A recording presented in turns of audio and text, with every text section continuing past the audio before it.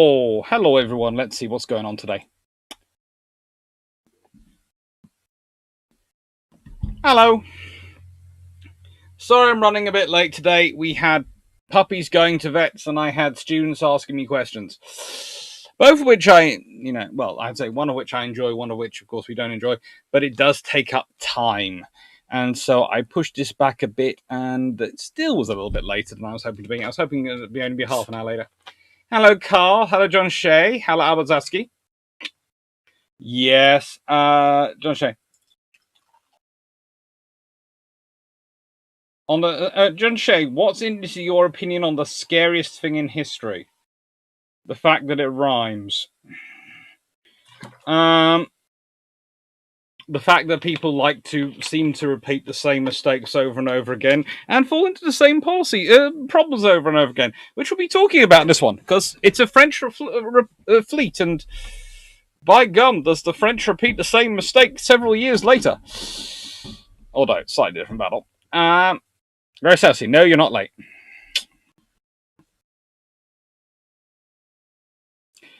Greg Sasky, how many times do you think we almost went to nuclear war in the 1980s?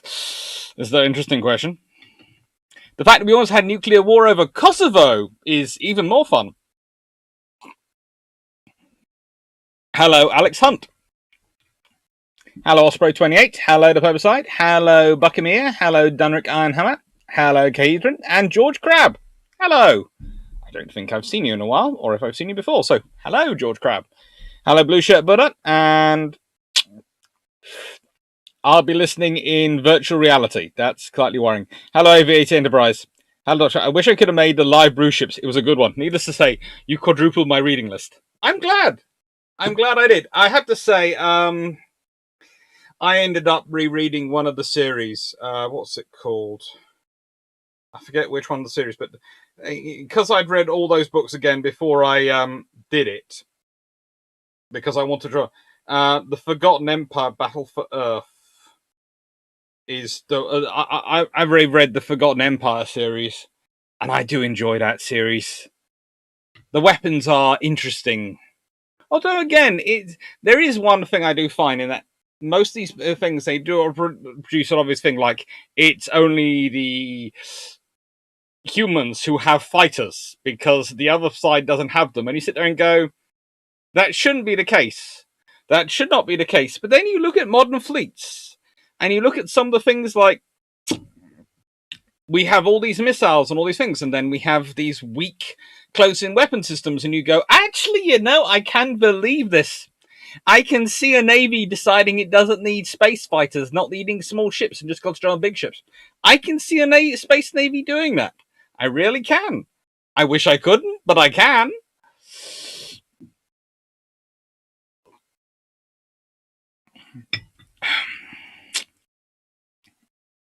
Hello everyone. We always place health, welfare over timekeeping like this. That's good.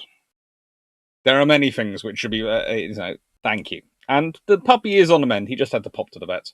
Hello, old Richard.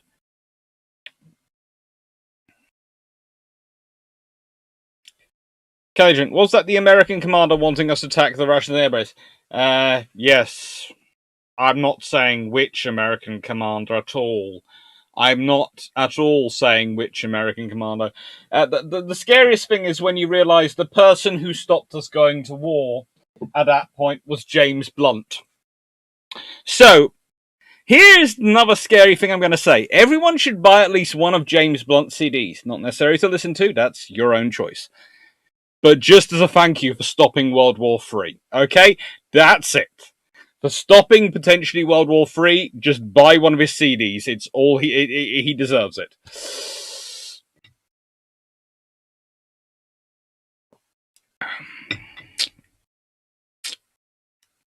Very Chelsea. Well, there's an almost, and there's a missiles on the way, and a low-level colonel has to make a snap decision. Almost. Yeah, there are some which are worryingly close. Hello, Martin Dock. Hello, Yickers. Hello, Stephen Mikowski. Yes, I know. I usually prefer to begin these at 6, but also my teaching only finished at 5. And to be honest, I wanted to rewrite one of the slides. Okay, I was rewriting one of the slides. Dunriganama, can I send him flowers or a thank you card instead? Yes, if you want to. Gordon Collins, forcing anyone to listen to James Blunt is a war crime. I never said how he stopped a fight happening, okay? The fact that he did have his guitar with him personally makes me feel sorry for those poor Russian soldiers. But it stopped a war. Okay? It stopped a war. Dan Freeman, worth getting James Blunt on bilge pumps. He does seem like a nice bloke. It would be quite fun to have him on. I think it would increase our listeners a bit. It'd also be quite funny watching Drag's face.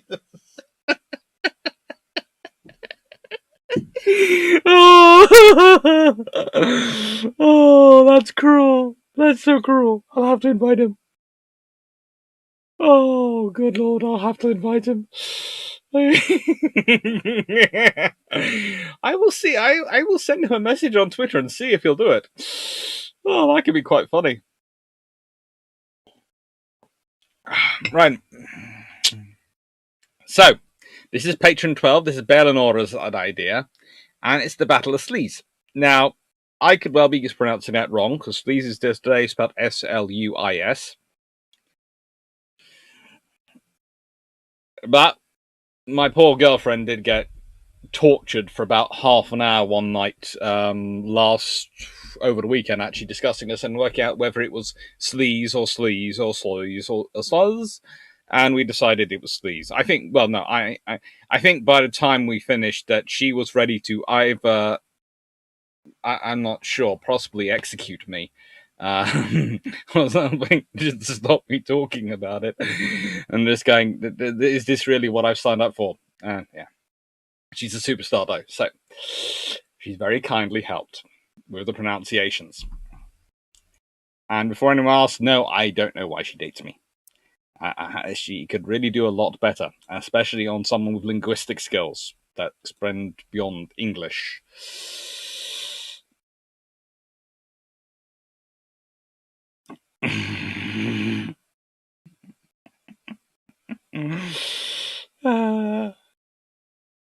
The Dutch battled before the Dutch existed as a nation. Turning 343. In all cases, none of those are the Dutch pronunciation. Thank you, Turning 3434. You torture my soul just a little bit more. Right, so it's, how'd I put this politely? It's a nutty battle in a nutty time. Okay, so this is for those people who never heard of Battle of Sluys. What is it? Well,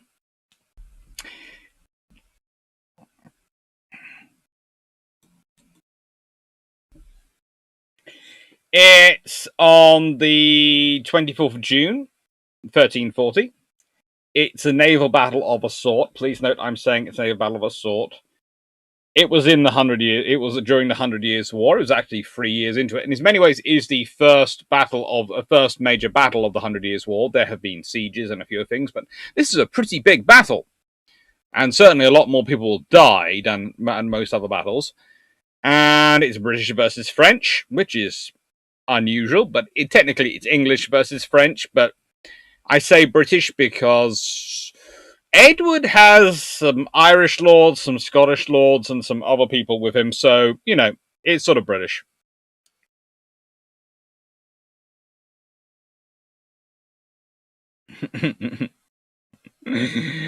Technically, no need to be sorry. You just tortured my soul. As I said, there's no worry.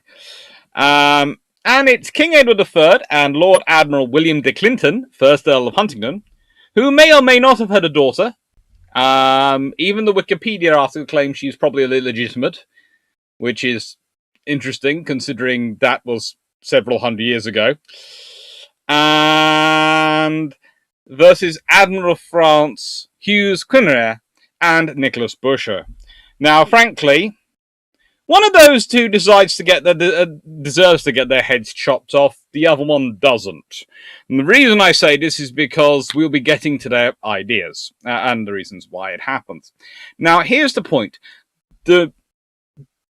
Basically, the problem for France at this point is technically the richest Duke of France, is the Duchy of France at this time, is the Duchy of Aquitaine, which is a title and lands held by Edward III, who is King of England.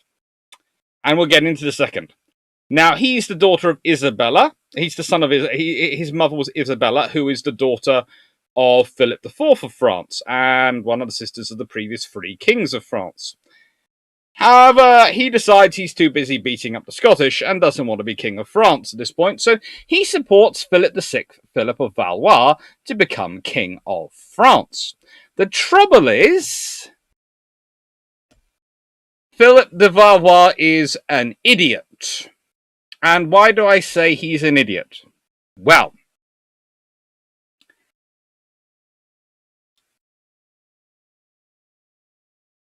I'm not sure what his ideas were, but he decides he's going to start supporting the Scottish. Can't understand why that annoys Edward. It does, though. A lot.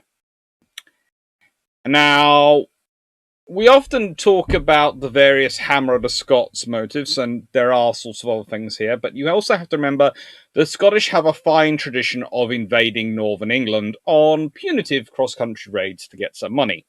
Basically, going a Viking when you're not Viking, so going a Scottish. And to be honest, northern England did the same into Scotland.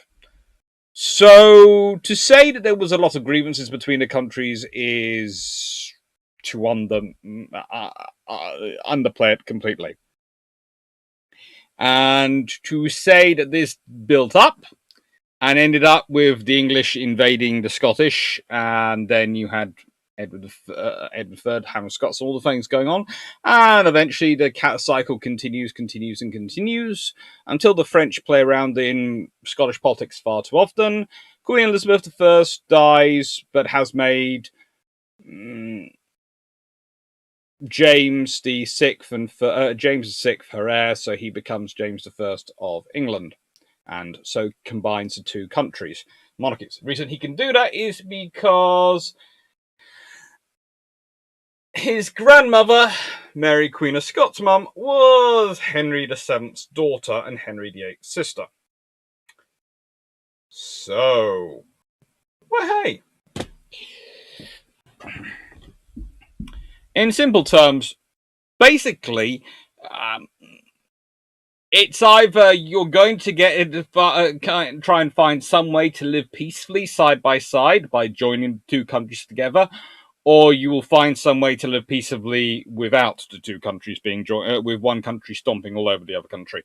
Luckily, for the British Isles, perhaps, it's 2 countries joining together peacefully.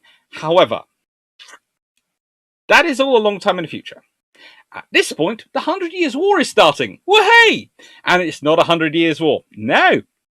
It's technically 116 years of war. However, some of those years are at peace, because they do occasionally have peace treaties. The sort of peace treaties where you have both sides rapidly tracking down the nearest arms buyer and going, "Take my money! Take it! Take it all! I will buy everything off you!"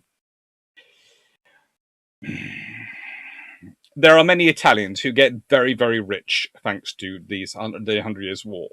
The banking clans of Italy, Germany, and, well, the banking clans of Italy, the Netherlands, and parts of Germany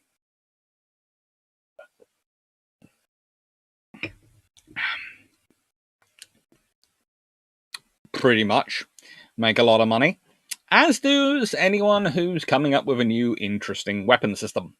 Although, the English do prove very, very loyal to the longbow. Principally because it tends to have the habit of wiping out most of the opponents and being quite easy to maintain, and they have a very large infrastructure setting it up and arming it. One of the things you don't often realize is the reason the English are quite so good at the longbow is because of the sheer amount of infrastructure they set up to support creating the longbows.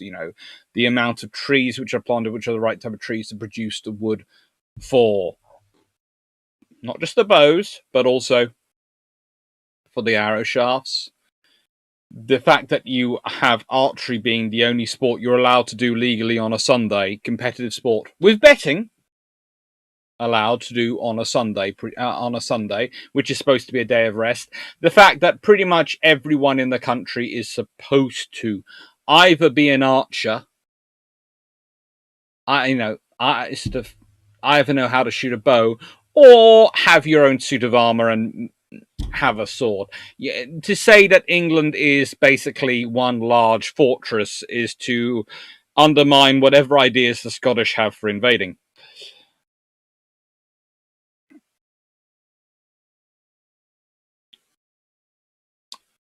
The Wikipedia pronunciation guide suggests it sounds like loose, as in woodlice. Head lice, singular. S in front. So, sleece. As long as people can understand what we're talking about, perfect pronunciation isn't important. Thank you, Dunrick. Hello. Hello, Bale. Bale is here. The person who suggested this topic. 30 for free. True, but I checked the Swiss wiki, and they call it sluice. Oh, good lord. They're just... You see, this is the thing. There's just so many pronunciations. They're trying to torture me.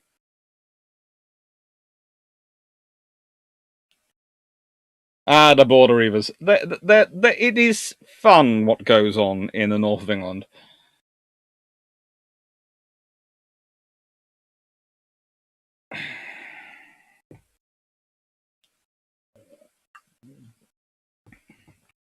Peter Kadogu. Drac is... No, I would say Drac is working through the topics he's been given, and he's very diligent. Plus, he would love to do this stuff. I do know. He talks to me. I think in some ways he does fight. I have a little bit more fun than he does on the terms of picking my topics, because I very clearly have stated from the beginning that I'm going to pick half my topics a month. I'm quite happy to let the other half be picked by other people and patrons, and the fact I think because of the topics I've picked, that's opened our doors to other topics. It's like I'm going to get into discussion at some point about why India doesn't create a navy, why the Indian princely states do not create massive navies. They have all these large armed forces, but they don't have them, and there are some really cool reasons why they don't. And one of the reasons is they have no need for them because there is no naval conflict. If one of them had started doing it, the rest would have done it. But because none did, they were all focusing on the armies. They don't. But that's all off topic for today.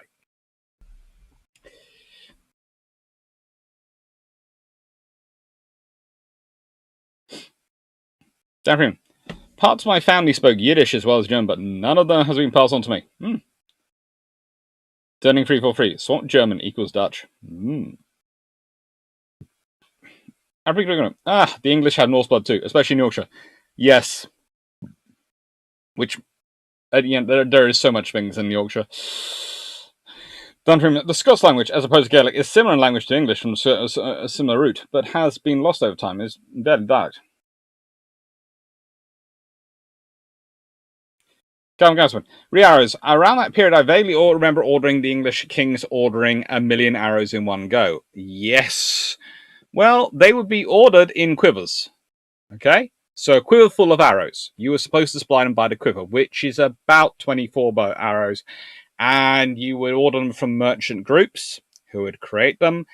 And it starts off a whole capital industry. And actually, I would argue many of our modern ideas about the Industrial Revolution, i.e. standardization, all these things are processed in factory development. In the periods we put it down to, we usually start off with actually block manufacture in naval yards in Britain. But I would go back to the arrow manufacturer, because if you consider the sheer amount of arrows the English are churning out and the stockpiles they have, we're talking warehouses full. And these are not small buildings either. These are very large structures, full and stored properly. And 1 year, there are more people executed. This was a stat told me by another historian, so if it's wrong, I will hold my hands up. But this was told me by a conference. In 1 year during the 100 Years' War, I think it was in the 1360s, more storekeepers were executed for dereliction of duty and allowing arrows to go off and not be stored properly than suspected witches were executed. And the witches at least got a trial. Okay, it wasn't a fair trial, and witch trials are frankly, you're dunked and all sorts of things. And when the storekeepers, they found the arrows bad, they were taken out and executed. There was no chance of appeal or didn't know anything. No, nothing. So the witches had virtually no chance. No, they didn't have any chance, but there were actually less of them executed. That's the point. Hello, Paul Bestwick. Hello, Concentrationist. I'm not sure how I missed the beginning. I delayed it as well. Shumi, we found a storekeeper. Can we burn them? Some of the ways they get executed. Again, we talk about William Wallace being hung, drawn, and quartered. Just me again. There were more people hung, drawn, and quartered for not doing their jobs properly.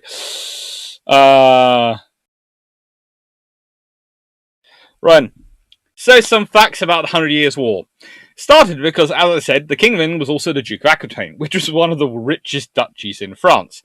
And for some reason, the French king would rather like that. Now, it's okay, but... So, Edward III supports Philip VI claiming the throne. But Philip then decides he would support Scotland against England. Specifically Robert. Probably because he thought his King of England was overmighty, militarily ambitious, has a huge army, and is also the richest of his dukes. Okay, so probably... I think Philip was thinking, if I support Robert the Bruce and I have him here, it's going to be something which I can use as a counter. He then doesn't like it when basically Edward does the same back to him and goes, hello to the Duke of Brittany. Or, well, soon be the Duke of Brittany. Robert III of Artois. Which is cute, because they're both harbouring people called Robert. And that is not that great for either side, because Philip doesn't like his bluff being called. And Edward basically going, so, to complete this game, stop it. Because Edward doesn't really want a war with France at this moment. And there's a reason he doesn't want a war with France at this moment. He's fighting in Ireland, he's fighting in Wales, he's fighting in Scotland. Yes, his government and structure machine needs perpetual war to feed it. It needs perpetual war. This is the feudal system it is set up for, especially the English one. It is set up on perpetual war. And we're not talking the perpetual war like the French make with huge numbers of knights. No, no, no. You have to remember, the British war is run by merchant captains. Now, let me explain those merchant captains before we get into it. So, your knights, etc., they can command knight troops, men-at-arms, and all these things, and all these archers.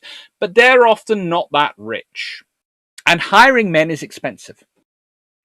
So, whilst there are a few nobles and lords who are really rich and can hire lots of troops, that doesn't always work. So, there are two sources of very good professional soldiers in the England at this time.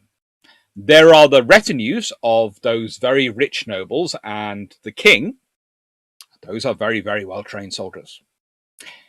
And the next are the yeoman companies. The yeoman companies are usually commanded by a captain who may or may not be a knight. They are a knight. They are often knighted on the battlefield for their services. And these people would turn up with 300, 400 soldiers, mostly archers. They were paid professional soldiers. These were paid fighting bands. They would be the ones who would be turn up in Italy and be hired by the Italians when they wanted to start taking their wars. And those English officers who turned up down there with their retinues, these were those groups. And they were as close as you can get to professional soldiers in that time, in that mercenaries wish they trained like them. They could get away with whatever they wanted because they turned up, they were the largest army usually around. So they would sometimes, you would have a middle ranking knight, a noble, go, right then, where's the campaign coming? I have promised the king soldiers. But I don't have the money to keep soldiers permanently on retainer. Ooh. However, for the campaign, Captain Oswald, will you come with me? How much are you willing to pay me? Chunk of change? Thank you. You have hired my troops for 6 months. They also, these people, and remember, it becomes one of the things you often get talked about is that these campaigns is, oh, they're living off the land, logistics are a constant trouble. These things, they are a problem. But they also put a tremendous amount of effort into the logistics. Why? Because these are very useful people. These are professional soldiers. So you have the French army, which is for most of the 100 Years' War, but especially at the beginning, made up of professional soldiers in that they are mostly nobles of great standing who've been trained to fight since birth and all these things. Lovely things, lots of titles, lots of things going on, and they of course like to hire their Genoese crossbowmen. And you have the English army, which is mostly, usually about 75% composed of soldiers who A, are there to get paid, B, don't really have any lands or anything to worry about, so they are literally just coming here for the money, and C, they like being alive. And the whole idea of we will fight honorably and possibly die versus we will do whatever single dirty trick we have in the book, that doesn't occur to them. It's every single dirty trick in the book from the get-go.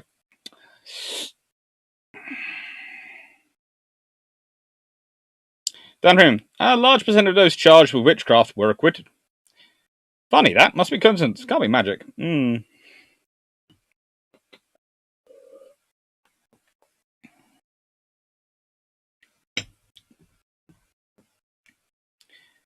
Danrim, can you imagine something as a worse punishment than hanging during quartering? Well, actually, that's a topic I'm considering doing for January. The tortures are the most interesting methods of torture and execution done in history. I think that would not be PG rated, so I think YouTube would probably not like it. But it would also be quite interesting to go through as a topic because there is the Viking Blood Eagle, which is, oh, that's cool. And there's, of course, hanging, drawing, quartering, but there are so many different Chinese methodologies and Arab methodologies. Once you realize that people can get really inventive about ways to kill other people, it's something which, disturbingly enough, sets human beings apart from all other creatures on this planet, in that we get quite inventive about how to kill each other. By Sam Wilson, hello. Storekeepers do live dangerous, but witch burning seems to have been much more common in the HR than in Britain. Maybe we should have produced more arrows. Yeah, arrows keep you sane working. Comrades, re-witches, honorary members of certain skill and duck.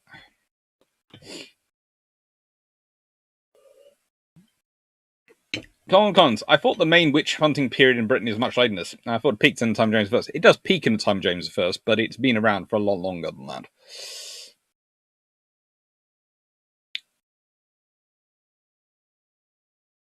But no, you've been authorized.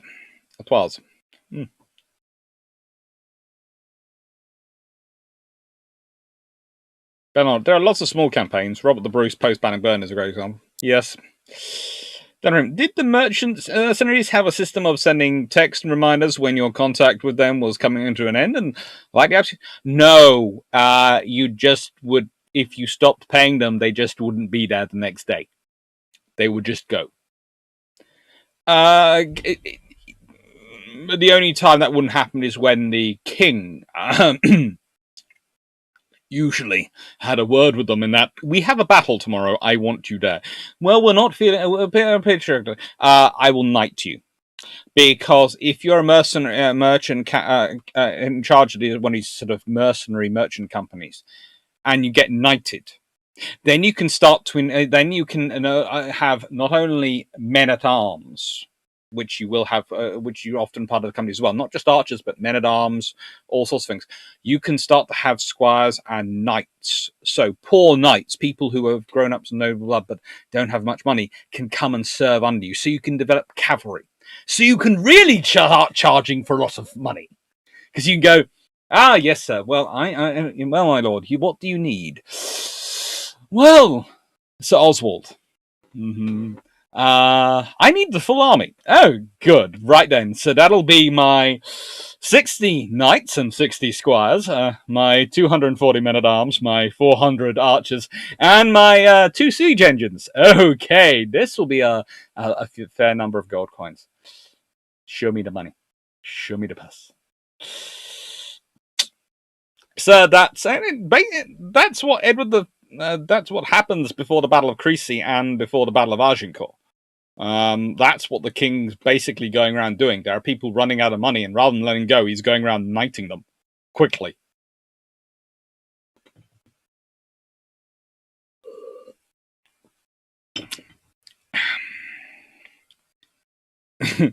Shoot me. I just looked up the Viking Blood Eagle. If you're eating your tea, don't. It is a great method, describing the Viking Blood Eagle, of making sure a class pays very, very acute attention to you.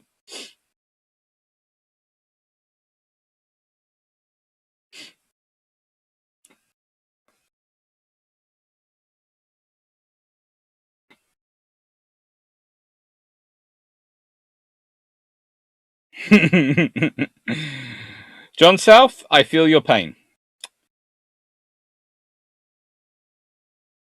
Come on, it sounds as if you're singing the 12 Days of Christmas song. Not quite yet.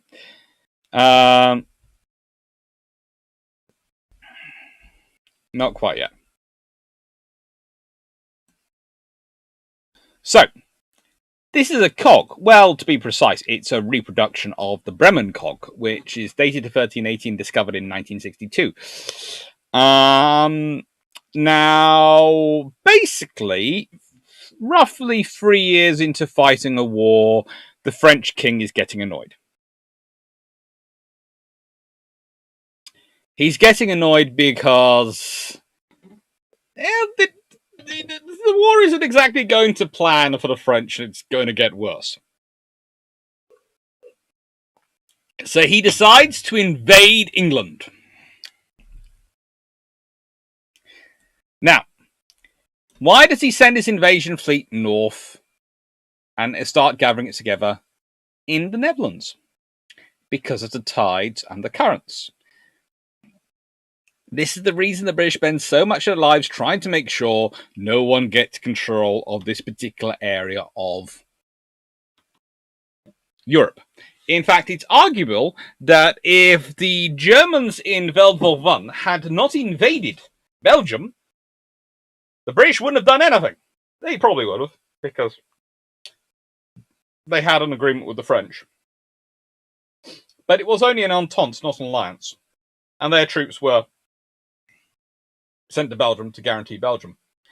And so if the Germans hadn't invaded Belgium, they would have taken away a very core point of why the British ended up going to war. But also, Belgium, Netherlands, these places, their ports are the perfect ports from which to launch an invasion of Britain. They're where the currents will most help you, especially in the age of sail. I know in World War II, many people are looking at the south coast and going, the Germans will invade here. But honestly, if you'd been talking to Germans seriously about Operation Sea Lion and getting it seriously and some of the more serious plans, they all had them leaving the Netherlands and coming from the Dutch coast. And probably landing in probably northern Kent. Is probably where they'd end up. But that would really not be a good place to land. Kent is not a great place for anyone to land. There is a reason why the English invest so much in Dover Castle. It's a simple reason. If you invade, you either have to spend a lot of time besieging Dover Castle to get rid of that garrison, or you march on to London and you ignore that garrison, in which case you've got a large garrison behind you who will start doing nasty things to your supply lines. The whole reason for Dover Castle. Both fleets are pretty much made up of converted merchant ships.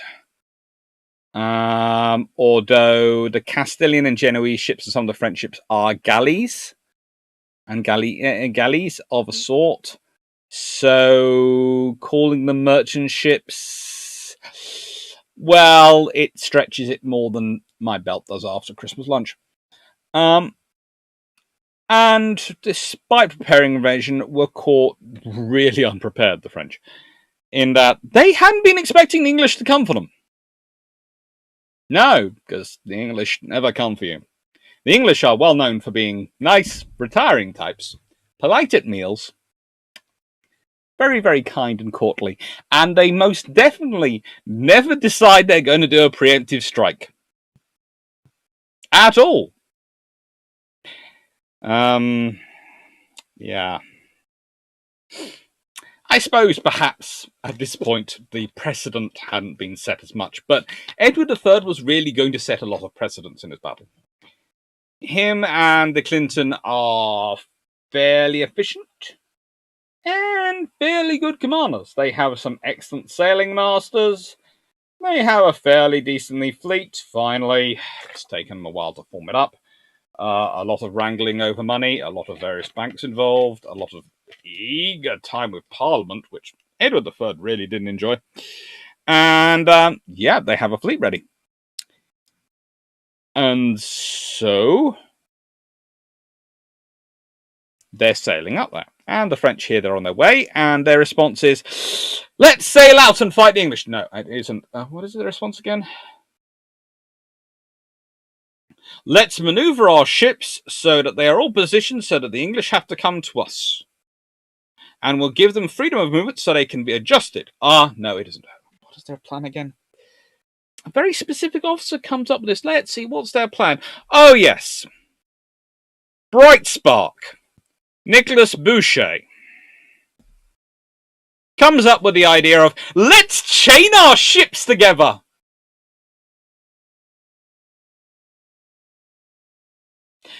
Okay. Really? I can think of many battles where they have tried this, but most of the battles I can think of, especially the big ones that they've tried this, it has gone horribly wrong for them.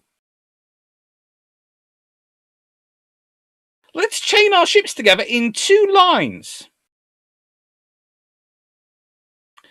Put the chains in. Unfortunately, the chains don't hold.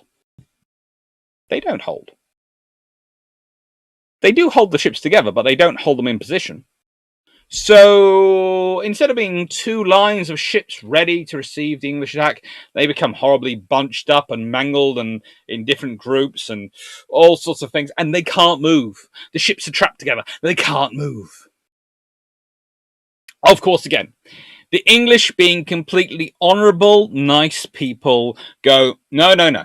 We understand you're in distress and you cannot do this. We'll give you time to reform. We will give you time to remake your lines and then we will attack. No. And this is the other point. Philip of Valois hasn't turned up. He's got his Admiral of France in charge, but he's not there.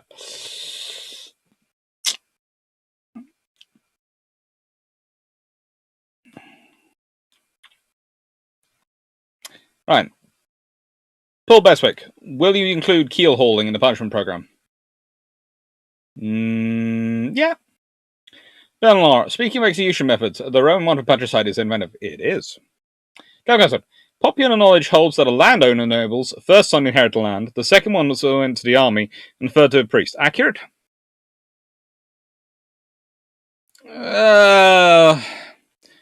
Okay, so the first son would, of course, inherit the land and a title. The second son might get a title, but would often be knighted and go off and try and make their wealth fighting for the king somewhere. And that's how they would make their money. The third son might well be sent into the priesthood, if that were they had some talent for learning, if they had a third son. But saying that they were, if you're a noble and rich enough, your position when you join the priesthood would often be you might well buy an abbey to become an abbot, or various other things, a monastery, or various other things you could do. There are a fair number of bishops and cardinals who have very interesting paths before their position is procured. Basically, titles and positions in the church at this period make the British Army's officer system of most of the 1800s and 1700s and 1800s look positively fair and balanced.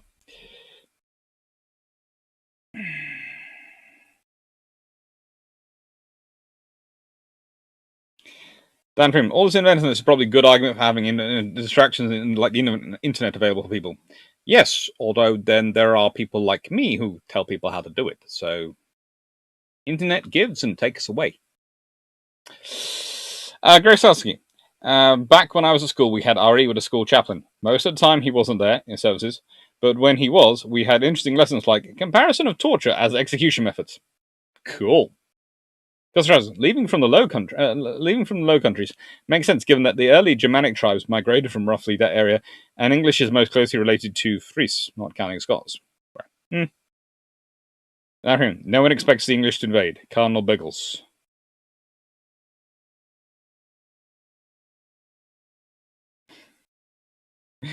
Been reading Empire of the Deep, Ben Wilson, but Sluys is done quite quickly.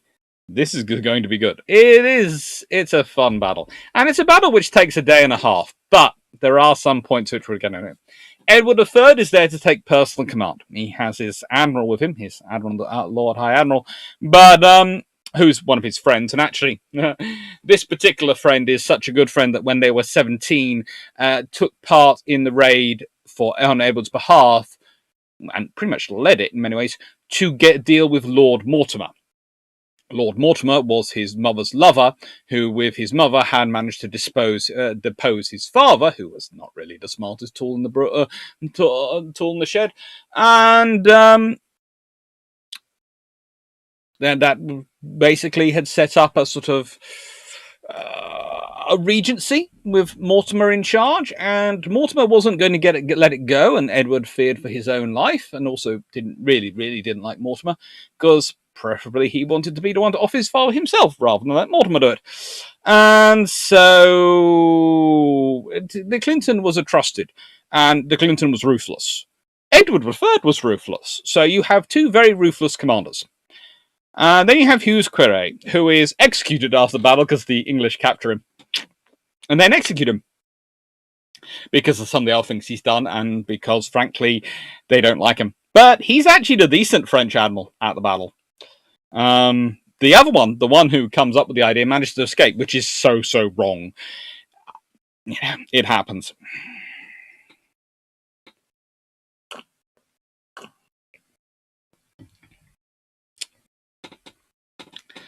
Gordon Collins. According to Lord Percy, there are 3 ways to make money from the church in a period.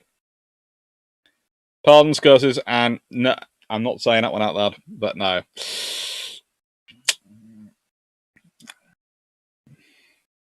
But we are also talking about a period where things like castrati start to appear, which is really, really not fun. And this, again, is a PG program, so I won't be getting into it. But maybe in the maybe in later times.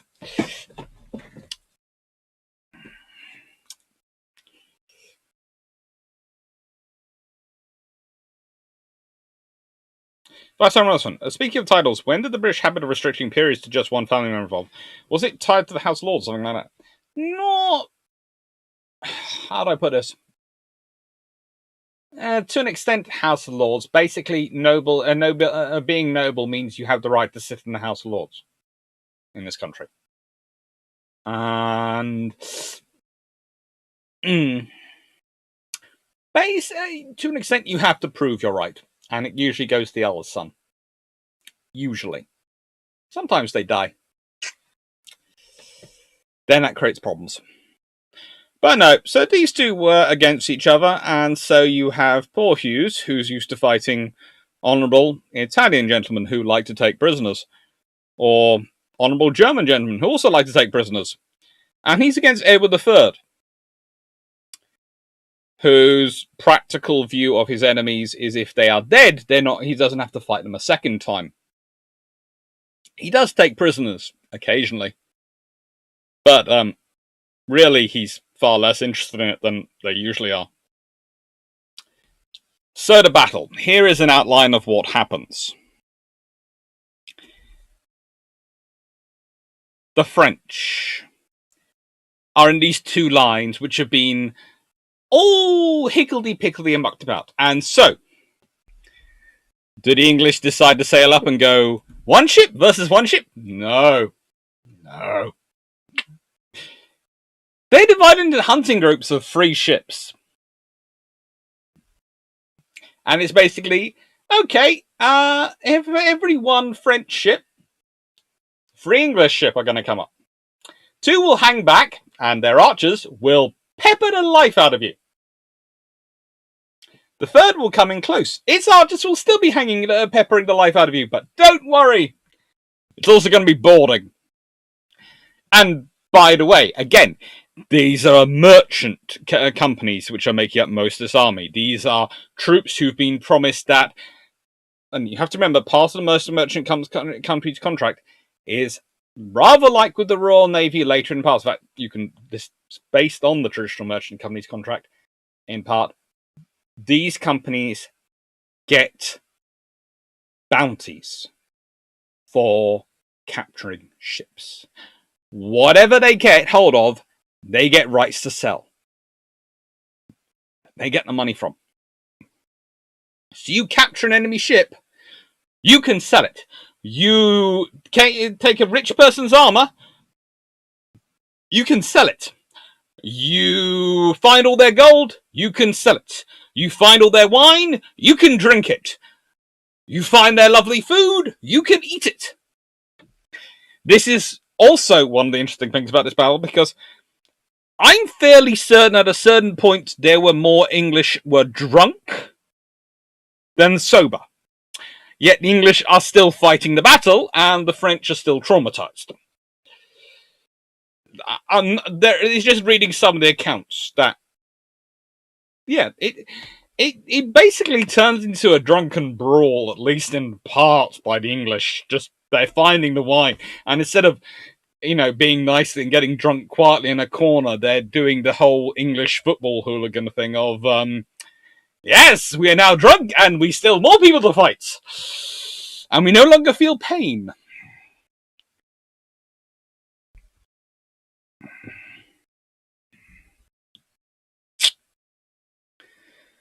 Don Ragama, Edward III is playing medieval total war, and he's wondering what the ransom and release options are. No, he's more sort of wondering what they are for.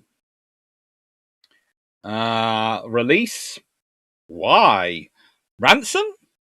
I'm rich enough. Execute! Yay! And then the boarding happens. So the 2 opposing ships will be lashed together somehow. Grappling hooks, various forms of ropes and things would come over. Firm protests of the crew being boarded would usually be completely disregarded. Then the men-at-arms would engage in hand-to-hand fighting while supporting troops fired arrows at anything that was in the wrong colours. Now, this is in many ways the forerunner of the Battle of the Nile, because you have the English managing to go, how to put it, envelop from one end and work their way down. So the French ships can't do anything. If you're at this end of the fighting line and the English are at this end, you can't go and help them because you're chained in place. You can't do anything. So the English can just keep going, woom, woom, woom, woom. And you're sitting there going, they're getting closer, and I can't do anything. The French ships can't move. The English ships can withdraw, deal with their wounded, move crews around, do all sorts of things. At one point, Edward III does seem to be having some issues, basically telling his merchant captains, take your prizes, stick them over there. We will put some ships to look after them. You don't have to worry about it. They won't be nicked by anyone else. And some of the actual royal ships end up getting used to police the prizes to make sure they're safe. So the merchant companies would go back to taking more prizes. Yes, the English do have their priorities in order. For the French, this is not a good battle, because if you couldn't imagine things could get worse, they do. Because the Dutch, or rather the Flemish at this point, notice the English are winning. At which point, the Flemish remember they are the allies of the English. Which actually Edward III was wondering, because the battle starts at 3 o'clock in the afternoon, and the Flemish only seem to remember they're allies of the English about 7 o'clock, 8 o'clock at night. He's fine with them finally showing up, but there is probably Edward III, you can imagine he's sitting there going, so you are saying you're my most loyal and dutiful ally? Yes, my lord. Really? Go on. He's never really that trusting of the Flemish as allies, but they turn up and they get involved by it. And then the battle goes on into the next day. About the galleys and the 17 other ships managed to escape, but it's really not good for the French. It's really not a good battle for the French. Not a good battle for the French. No. It's positively painful, in fact.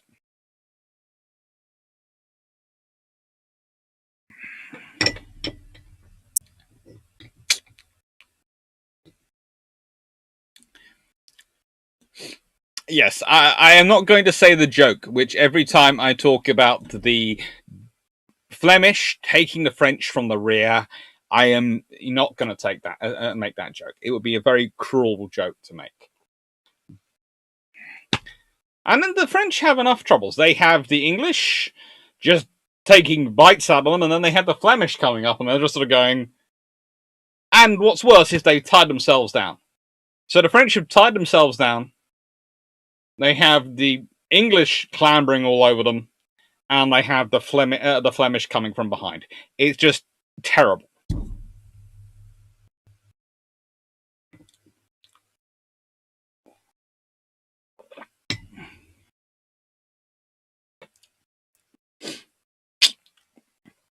DM Carter, Pac-Man afloat. Yeah, pretty much. That's what the English are doing. Benoit, here's could the French not unchain the ships? They were trying, but they'd done too good a job of chaining themselves up. Carl Gasward, Old Richard, read Drunken Brawl. The Soviet army rationed food, ammo, fuel, and vodka for given states. In some battle states, the unit's expected vodka consumption exceeded that of fuel, even mechanized infantry. Well, it worked.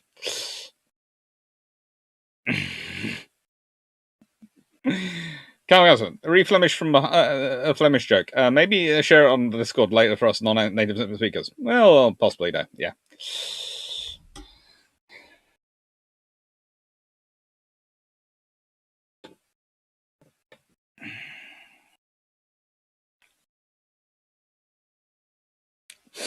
It's not a good fight for the French. It is not a good fight for the French. Now, So that explains these results. Edward III mints a coin. And I'm sure that's not entirely to pay back the various banking houses, all the British merchants, some lords who he's had to take a lot of money from in order to finance this all. But he does make a lot of money out of it because he's the king and he has quite a large number of troops there. English losses: 400 to 600 men and 2 ships. French losses: 16 to 20,000 men. 190 ships lost, of which 166 are captured.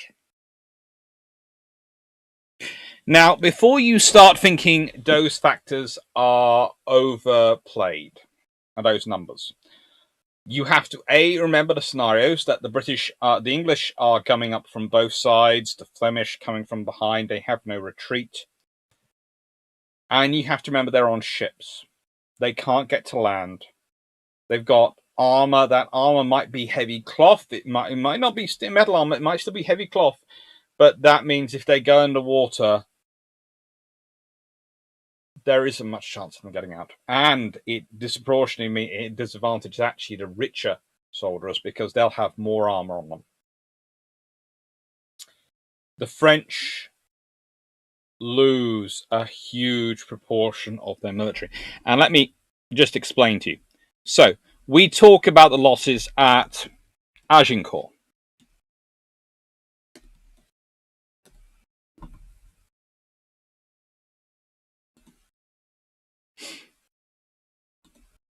At the Battle of Agincourt, the French lose 6,000 soldiers. At the Battle of Crécy,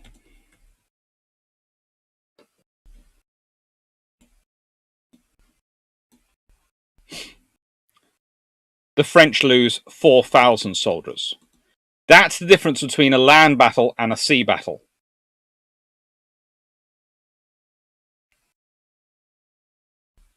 That is the difference.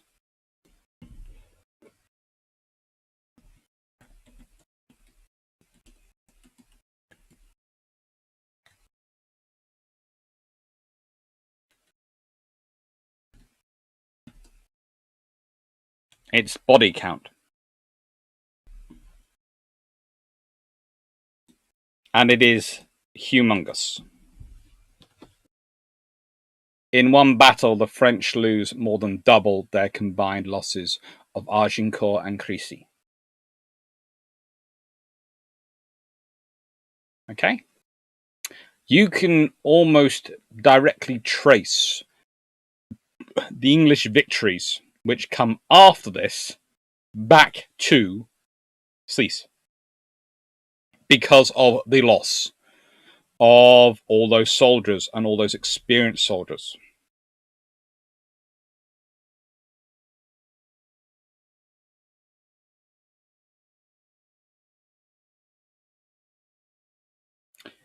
We sunk roughly. The English sunk roughly 24.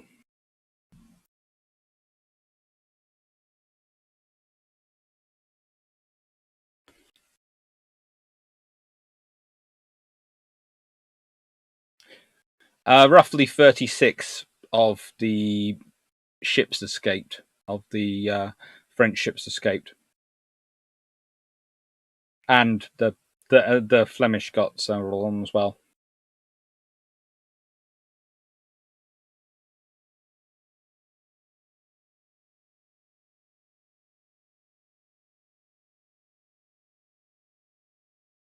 Aviator Enterprise might just be a semantics, but when does it stop being a battle and become a slaughter?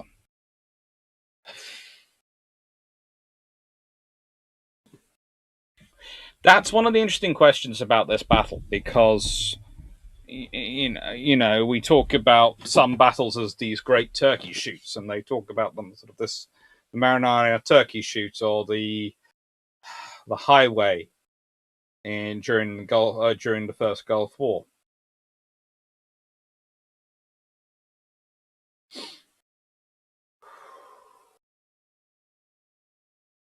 This battle was nasty.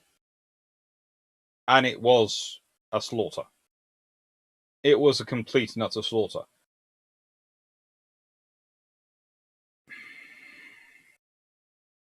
What is the old saying? Kill one man, you're a murderer. Kill tens of thousands, you're a general.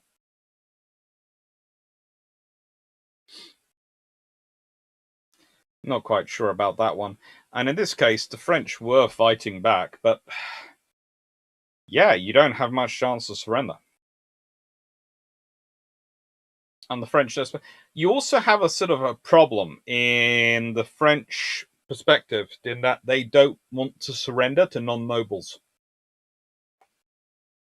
And that's another point in this battle. You have the troops at the front for the English are very much not the nobles. They're very much those fighting companies, those merchant companies of soldiers, those mercenaries.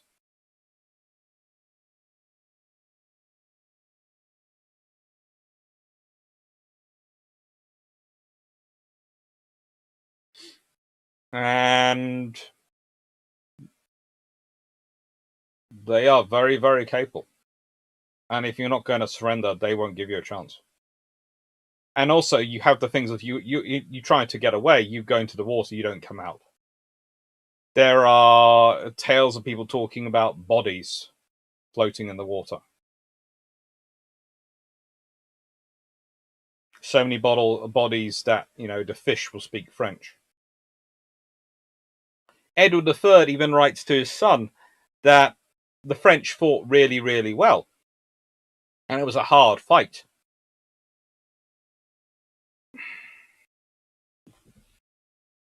Evening, Roland Cash.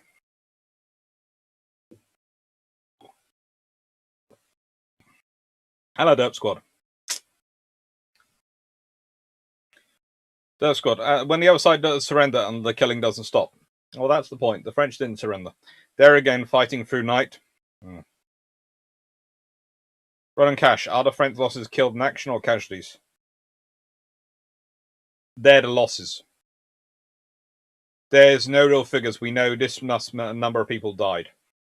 And these are based on every record we've got. We are very, very sure of these figures in numbers. So sort of we can put it between the 16 to 20,000. Although some French chroniclers at the time reckoned it was far higher. They reckoned it was 30,000 soldiers lost. 30,000 lost. Which, again, to give you an idea, a Roman legion with all its supporters and everything was about 8,000 troops. So this is almost the losses of Varus's legions. It's that's the thing. This is what we are talking about.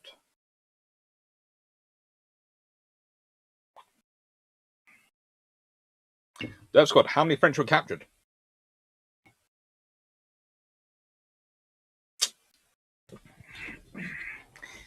Well, you see, that's the thing. Many of the French which were captured were actually executed. Why? How do I put this politely?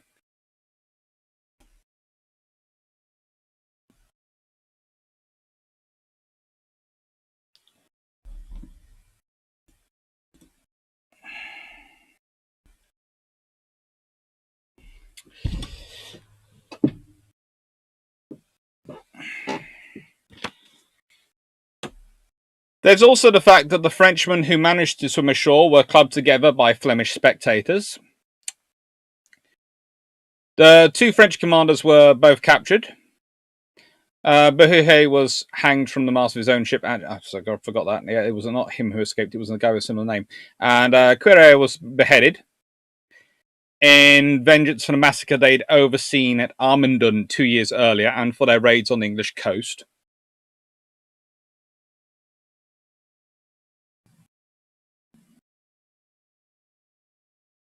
Bodies were washing up on the tides for about a couple of weeks afterwards.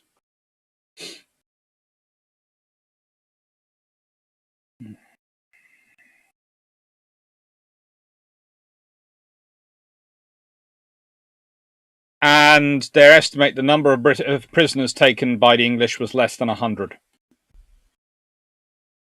Less than 100 were taken prisoner. Stephen McCaskey, were both sides ships basically cogs? How big they were? Well, we can go back to see a picture of that. There you go. That's a cog.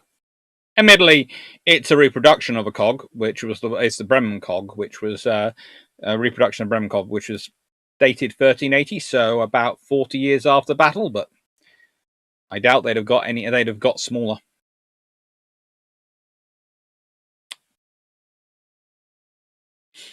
Ron and Cash, sure, that's insane loss. Sure, this size in those days. Yes, it's pretty much an unequal tragedy. It's the entire reason why good old Fuller makes the point he does about its importance. New IKB 442. If a man in full plate falls in the water and drowns, will he float back up once decomposition starts making gases?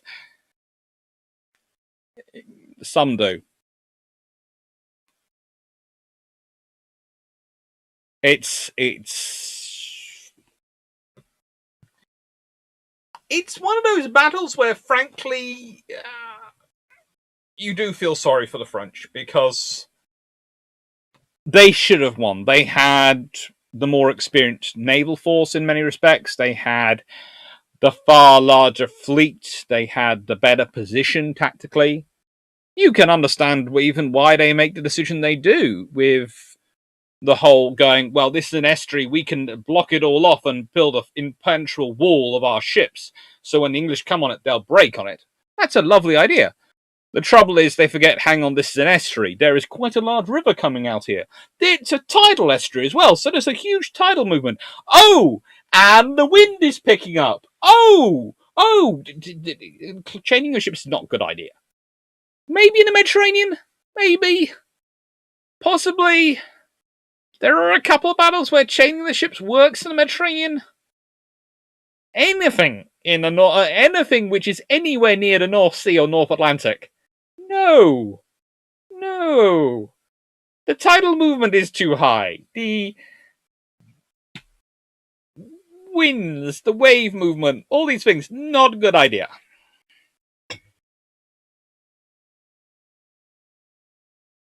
See, Michael, so those numbers, they roughly had about 100 men per ship. Roughly. Well, let's see. The French had roughly 400 ships, so you're talking roughly 50 men per ship were lost. And they probably did have roughly crews of 60 to 70 men. The English fleet wasn't small. The English fleet was 213 ships. So probably, again, with about the same number of troops. So they probably had even forces. You must remember, the French was an invasion force. The British was a war fleet. The English was a war fleet. So the French ships were heavily laden with supplies. Well, they had supply ships and they had other things there. So, yeah, it's not fun.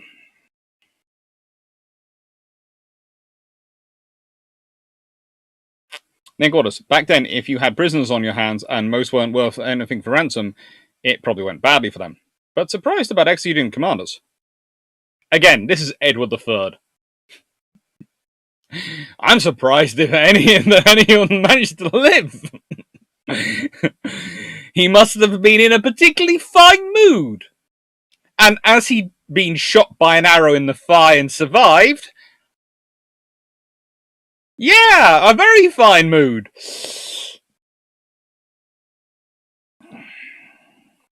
Dan chain the ships together to stop people from undertaking a precautionary retrograde maneuver early in the battle? Who knows? TAC Covert 4. One of the epiphanical reasons for Deep 6 is because a body that goes down goes that deep was considered deep enough that they wouldn't come back up.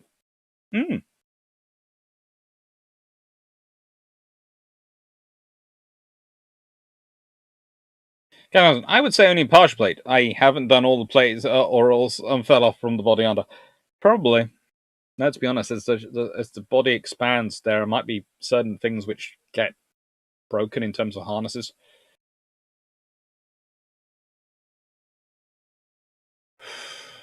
It's just not good. Those taken prisoner might have paid the ransom on the spot. Well, you can't really do that because when you get taken prisoner, all the stuff you have on you is already forfeit to the person who's taking you prisoner. So, yeah. And, to be honest, the size of your ransom is calculated based on your lands and income.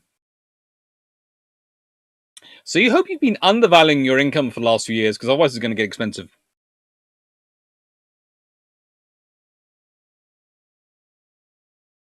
John South, maybe let them live as... apparently he takes a very active part in the battle the whole way through, despite being injured. Edward III really doesn't, at any point, understand the concept of leading from behind in this battle. Consider much archaeology done on the spot. A lot. However, the whole point of this discussion is the General J.C. Fuller correct to declare it one of the Western world's most decisive battles. And so that is what part 2 will be getting into. Whether it was one of the world's most decisive battles.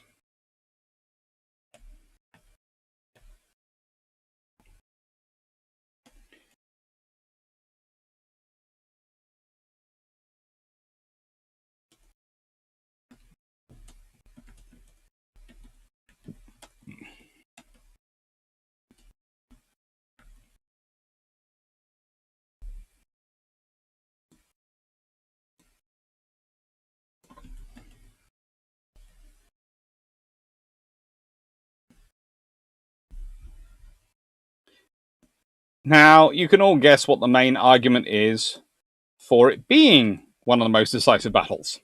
The sheer number that 20,000 French potentially die. Between 16,000 to 20,000 French die.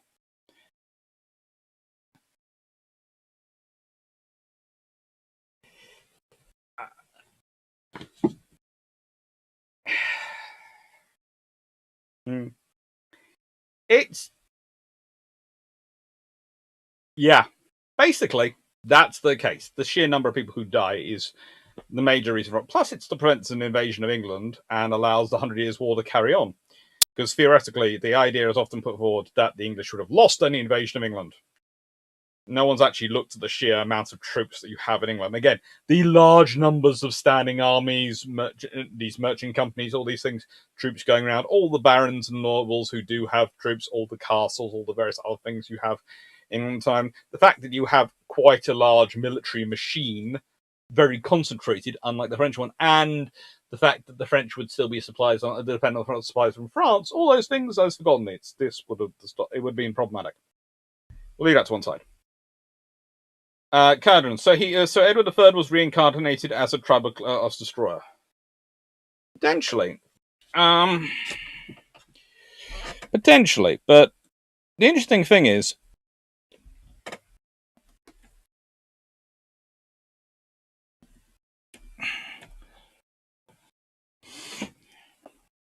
whilst his son has had a ship named after him, HMS Black Prince, that served in history, although he never became King of England. In fact, he's had 5 ships named after him, including a Dido-class cruiser. Edward III has never had a warship named after him. He won a great naval battle, the Battle of Sluys, but he's never had a ship named after him.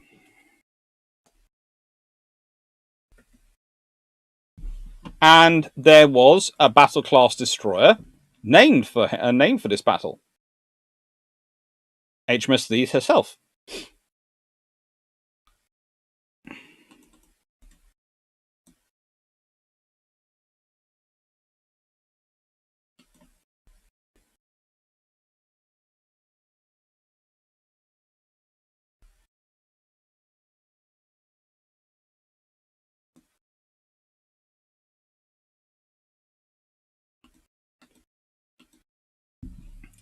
There was a battle named after the battle, a battle-class destroyer named after the Battle of Sluys. But there's never been a warship named after King Edward III. Probably because of what he did to the Scots. let's be honest, it's probably someone being politically very sensible. But it's a bit of a shame because he does win this naval battle. And to my mind, he's the only king of England who does win a naval battle. James II, when he's Lord Admiral, probably takes part in a few battles and does win some. He's a very successful admiral, but yeah, he's not going to get one. But Edward III, nope.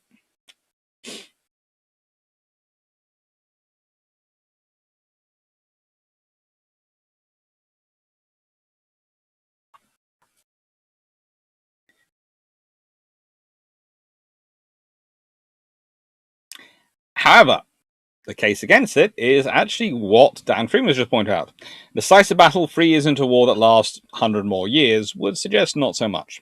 That is the problem. This war does keep going on, and decisive battles tend to end wars. That's what we're taught anyway. Dean Carpenter, flotation would likely be driven by how well fed the person. In later years of WPTS, it was noted that well-fed Union dead. Actively bloated, but not the underfed Confederates. That's quite disturbing, but probably true. That's good. If I remember right, Edward, along with his son, the Black Prince, both were considered to have broken cultural norms in regards to prisoners executing civilians in wartime. HMS Black Prince is still named. And cultural norms, it wasn't exactly considered normal practice by the civilized peoples, but Edward III and Black Prince tended to beat them in battle, so no one's really going to argue them too much. John South, but in the Black Prince events, he is a good guy in the Knight's Tale movie. Yes.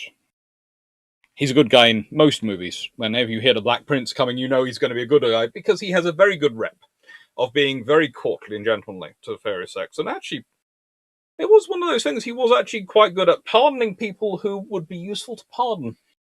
Again, with Edward III.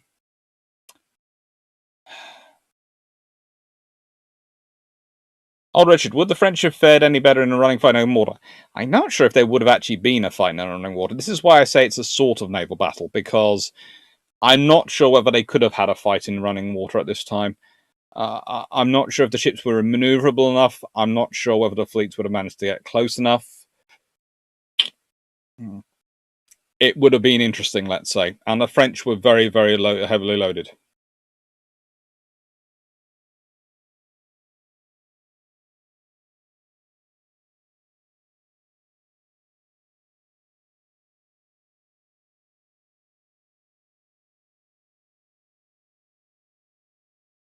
There's a lot of anonymous Catholic versus Protestant for war crimes for a thousand, Alex.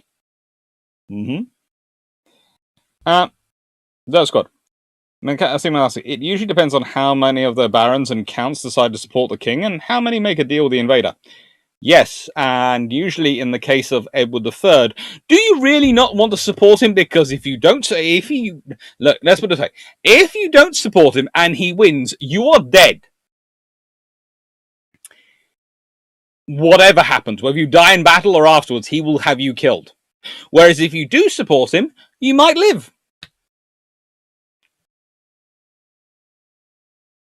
Plus, he has a habit of rewarding people who support him greatly from the lands of the people who fight him.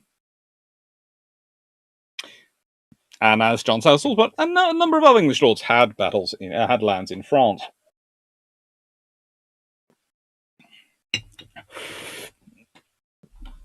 So do half the colonels in Wellington's army. Right then, so let's consider it on the history side of things. That's good. Another reason for Edward III not to have had a ship named after him is Jenny Fordorf is a fairly terrible king. Good warrior, terrible monarch. He was actually a fairly decent king, as kings at the time go. He's very terrible if you're Scottish, and he does get a lot of bad press for that. And that's correct. But as a king of England, he's fairly decent. He abides by the rules of Parliament. He doesn't send troops into Parliament when they annoy him. He tries to work within the political machinery as this, and he tends to resist anyone who wants to do things like executing people for being different. He doesn't really like that. He has this strange thing of that he doesn't care who you are as long as you fight for him.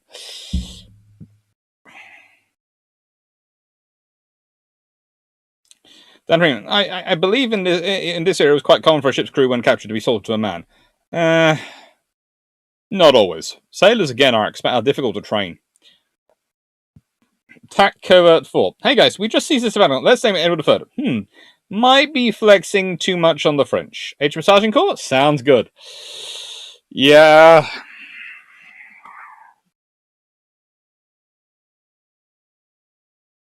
This is the thing. The Royal Navy, this is the other reason I'm surprised about no HMS III, because they have HMS Black Prince. They have HMS Agincourt. Fairly sure they have Agincourt and Creasy in the battle class from memory. There is a certain point at which you go, but you guys are already doing it to the poor French? Regularly?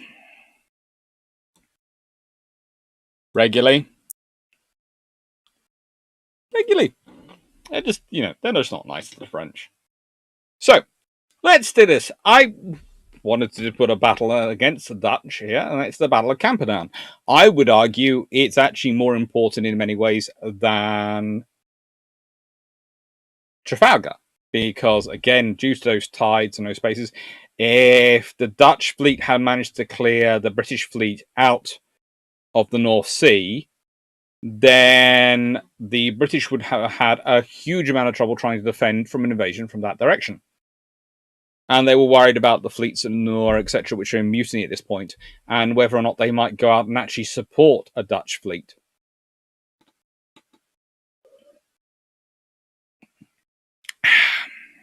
But Admiral Duncan, that very good Scottish admiral, beats them.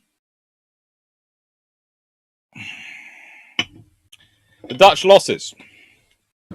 Well, the English losses are smaller again. The Dutch losses are not that massive. Nearly 4,000 captured, 620 wounded, 540 killed, 9 ships line captured, and 2 frigates captured. However, there is the reality that when you start thinking about it, in terms of military firepower, any one of those ships of the line could have wiped out the French and the English fleets at Sluys. They could have done. Let's be honest. They'd probably... They might not even run out of broadsides before they'd sunk them all. If they had, they'd have gone, we're just going back to get more cannonballs. We need them. You just stay there, and they would probably actually manage to go back, reload the cannonballs, and come back before the cogs caught them up. So, yeah. There is that.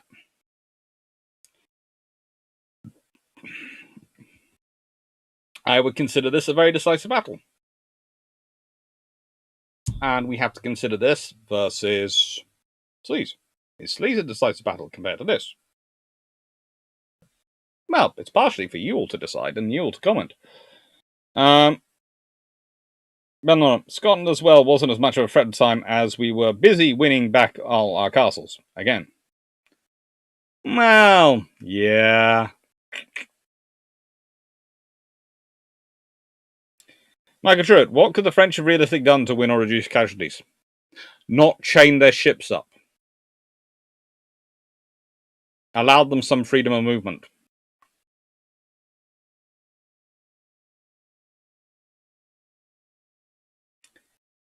Dev Squad, some of those things were considered to be bad in a monarch at the time.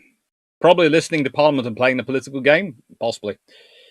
Can someone please tell me why the RN isn't just the troll face?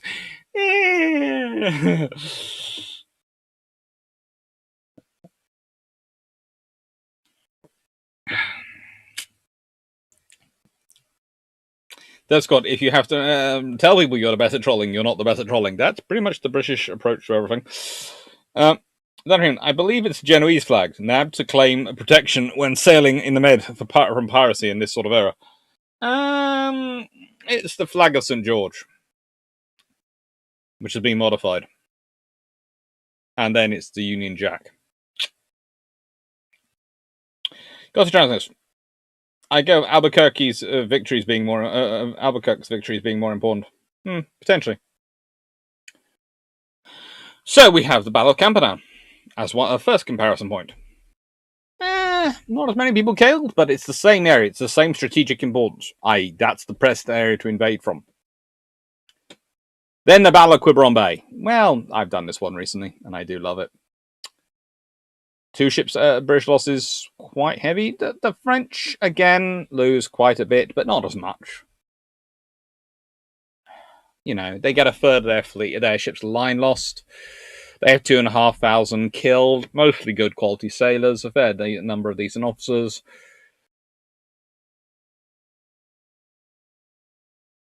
Do we consider this a decisive battle? I would consider it a decisive battle. Do I consider it the most decisive battles of the Western world? Honestly, Battle of Quiberon Bay, I wouldn't consider putting one of those things. It's critical. It shuts down the French chance of invasion, so it shuts down campaigning for that year. And just as the Battle of Sluys shuts down the campaigning for that year. So it's definitely decisive in that year, but if that campaign had gone ahead, what would have happened? If the French had invaded England at this point, they might well have succeeded.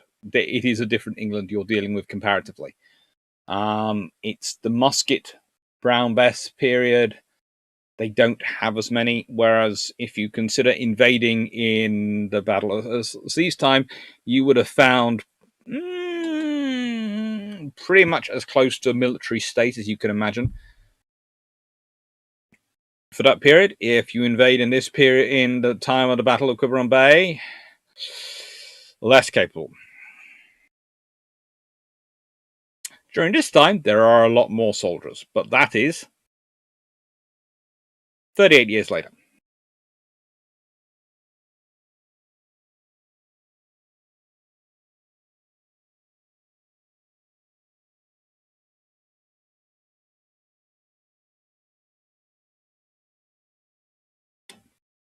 Nick Waters. At Camperdown, the English and Dutch both had a sense of humour. Dutch admiral did whip on the mast. I whipped the English. English admiral did not much later tied a broom to his mast after victory. Yeah. That's good. In the 100 Years of War, how many years were there when no war took place? Okay, there are a few years where there are technically peace treaties in effect. But even in those periods, people are still getting killed. So it's an interesting time.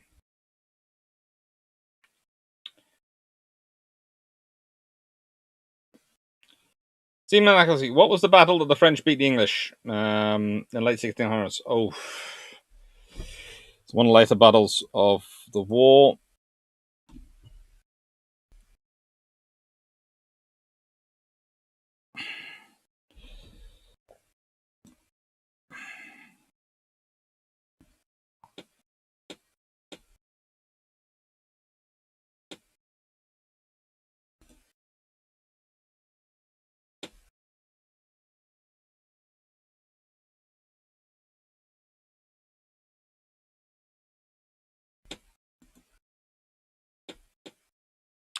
There's the Battle of La Rochelle, where the Castilians managed to beat the English, which was basically this is in 1372.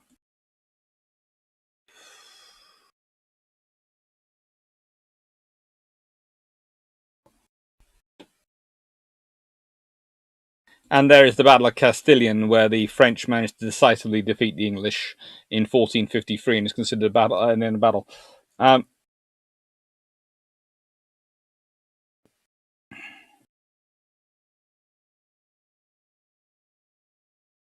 It's the first. Castilian is the first battle which is won for extensive field artillery, and mostly thanks to John Talbot being an idiot.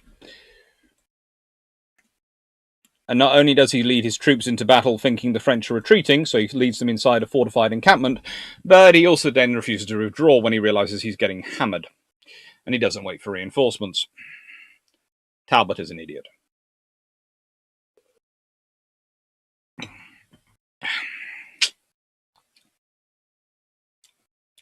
Could the argument be made that Sluys ensured the 100 Years' War's battle against the French will only be fought in France? There are still some naval battles, and there's still time when the French do try and invade England, so not particularly.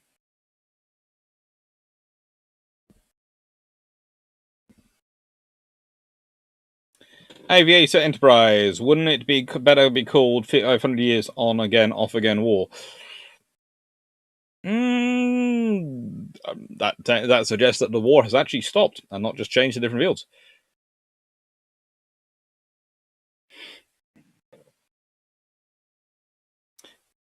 John South. I think the main thing about Sluys was it cemented English naval domination for the entire war and allowed the English to campaign in France without a fear of counter-invasion. They still do fear invasion, and they don't always win all the naval battles. They win quite a few of them, but the Castilians are especially very good.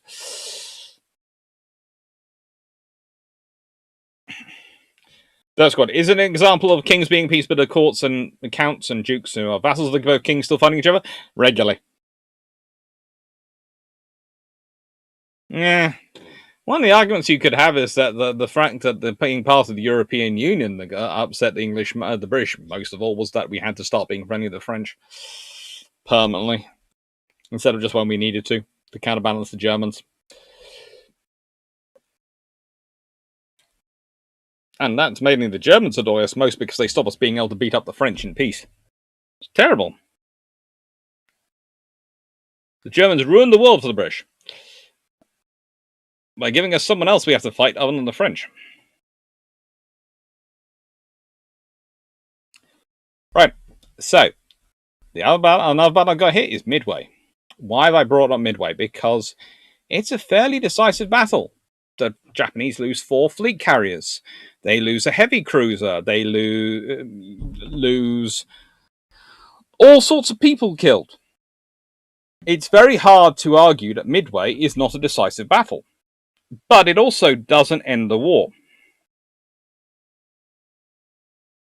It's arguably not even the beginning of the end. Maybe it's the end of the beginning, but it's not the beginning of the end. So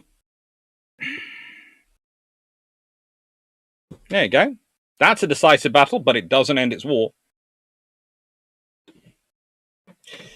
Right. I'll be back in a second.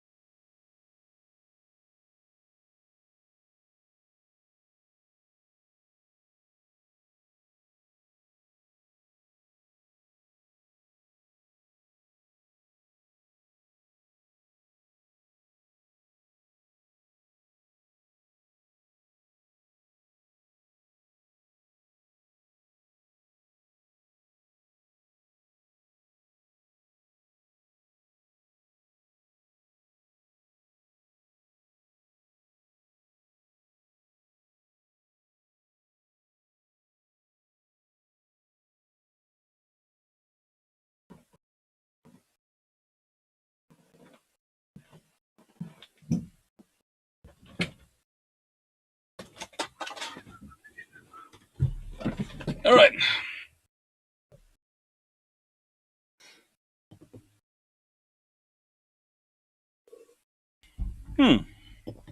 So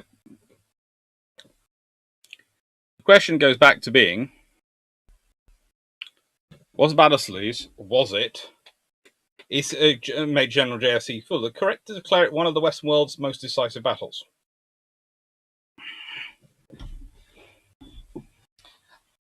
No, it doesn't end the war, so it's not decisive in that extent. No, it doesn't end the threat of invasion of England permanently. It's not decisive in that extent.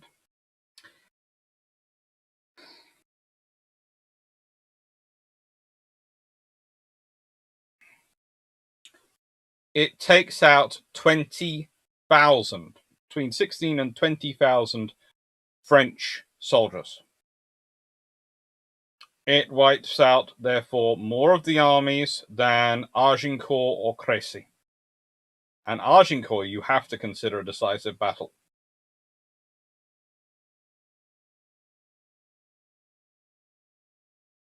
Because of what Edward V after it can do. I think it's Edward V.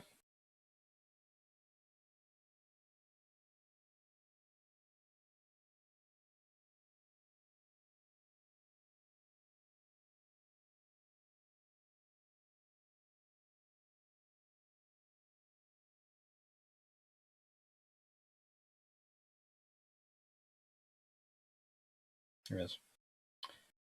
So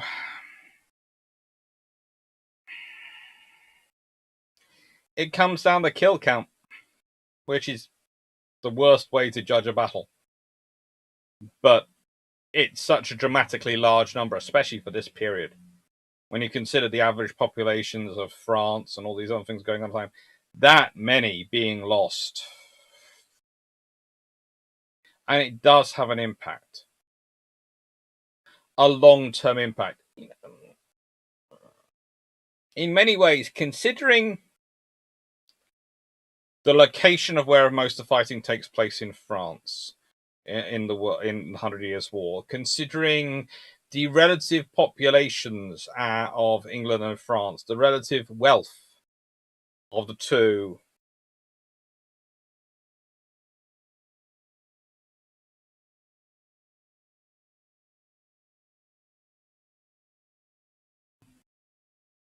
it's arguable that the English should have been defeated quite quickly by the French.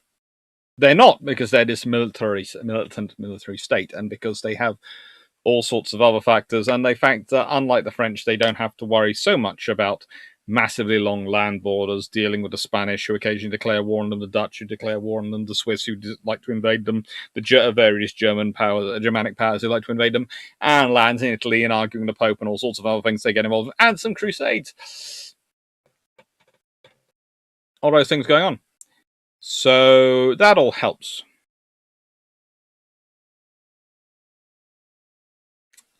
So it's a decisive battle. It's got to be.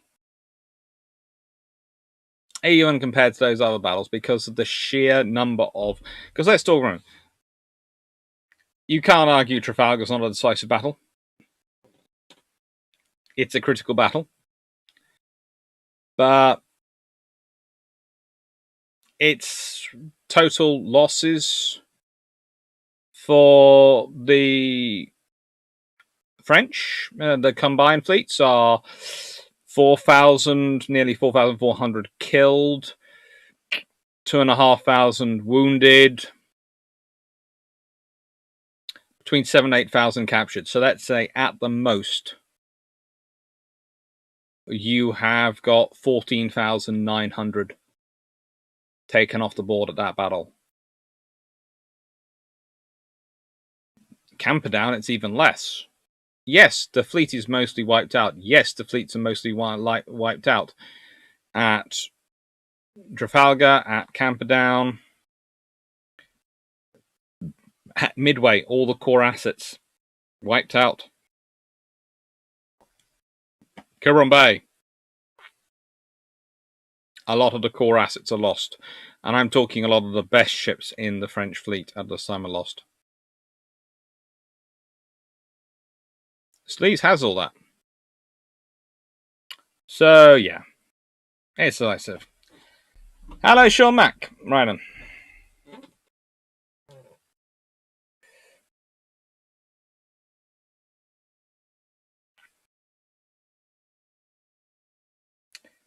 Take care, Dan Freeman. Enjoy D&D.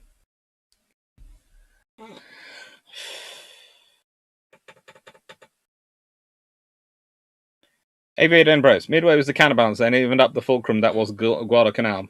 Potentially.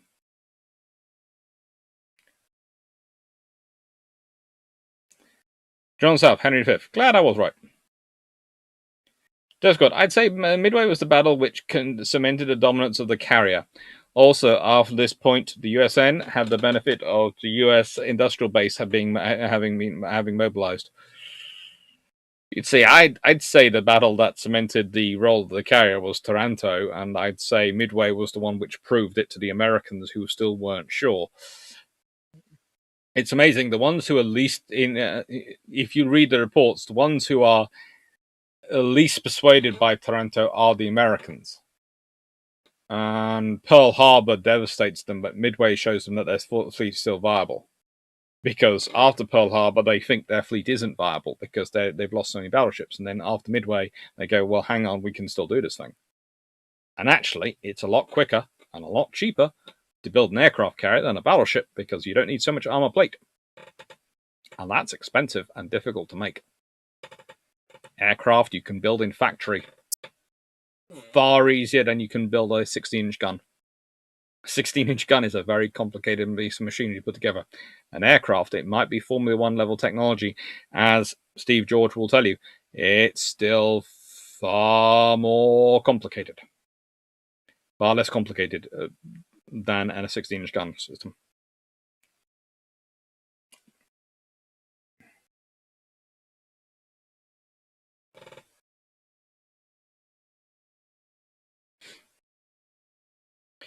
DM Carver, sitting outside the vet, and my connection decided to go pear-shaped. The Jack Russell is not feeling well. She's a flower class, named Daisy. Cute. Oh, Richard, Guadalcanal can be said to be start of the May 42 occupation of Tulgari as part of the Coral Sea operations. Jack, from my continental point of view, maybe Fuller thought it was an important part of English naval history. England is important Western history, so it's important in the whole of history. I can exceed that point. See McCarthy. Beachy Head, not decisive. After battle, Louis sends half the fleet to the Med, and thus loses superiority in the Channel. That is the thing. Both sides in the 100 Years' War are so quick to give away superiority.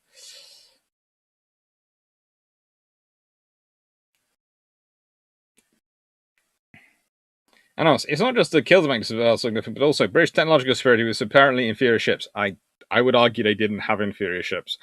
I would argue that galleys are not the ships you want fighting in the North Sea.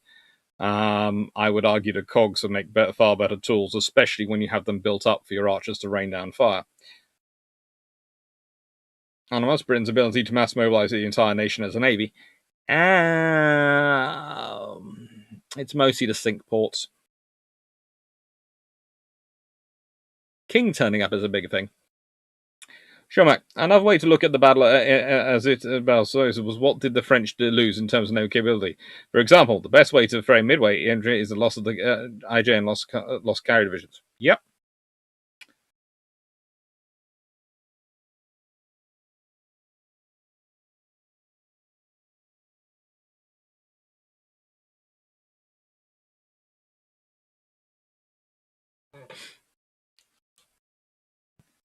Anonymous, this level of regime commitment and national mobilization is exceptional. Most states do not enjoy it. Hi, China. And that's actually one of the interesting things, is that I would argue that it's not as much a national mobilization as you might necessarily think. It's just that the English are a very, very militaristic state at this point. And therefore, they are able to mobilize quite a lot. But is he taking the vast majority of forces? No.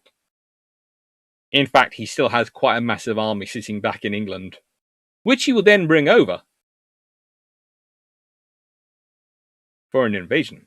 Yeah.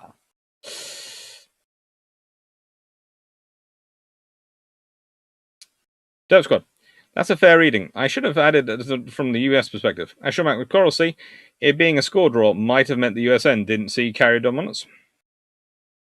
Callum Gasman, a reflat top versus BB. The ship's not ship's shop after the Jutland took months shot up after Jutland took up months to repair, wiping out most of the air wing. A tragic loss of a few dozen men when you graduate 100 new pilots a week.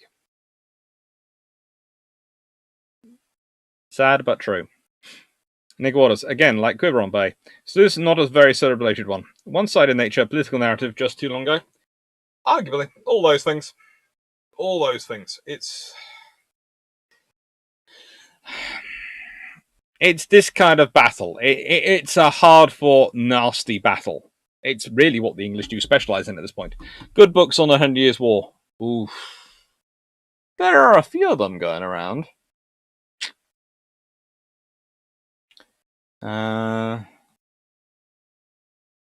Give me a second. I have a good one.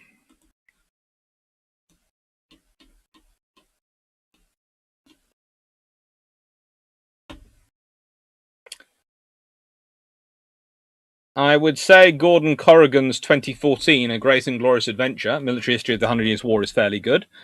I really, really like his First World War book, Mudblood and Poppycock, and I quite enjoyed that as well. And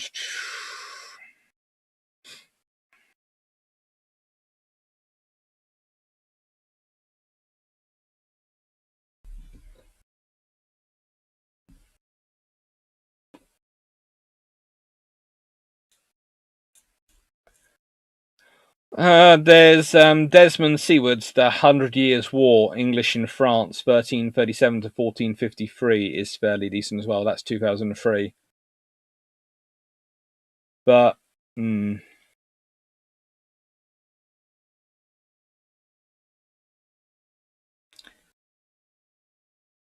I would go with Corrigan or Seward, depending on your perspective and depending on what you want to find out.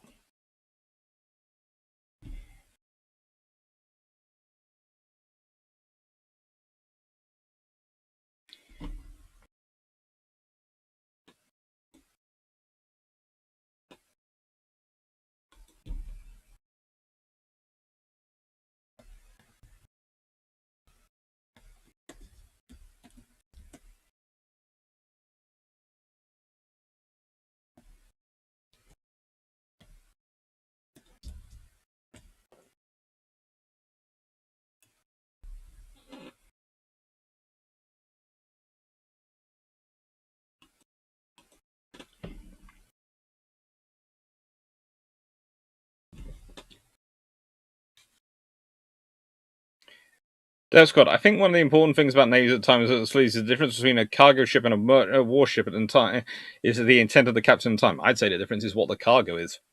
Literally, is the cargo a whole load of soldiers, or is the cargo some actual stuff I need to move somewhere? That's literally it, pretty much.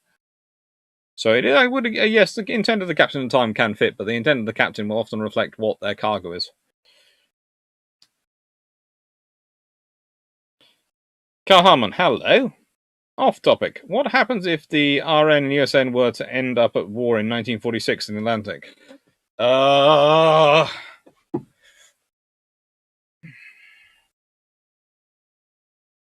for starters, if they're at war in the Atlantic, the British Pacific Fleet is out of place. The American fleet is all in the Pacific. The stuff in the UK is mostly the British have brought more stuff back to the Atlantic than the Americans. Let's put it this way: it's not a fun war for either side.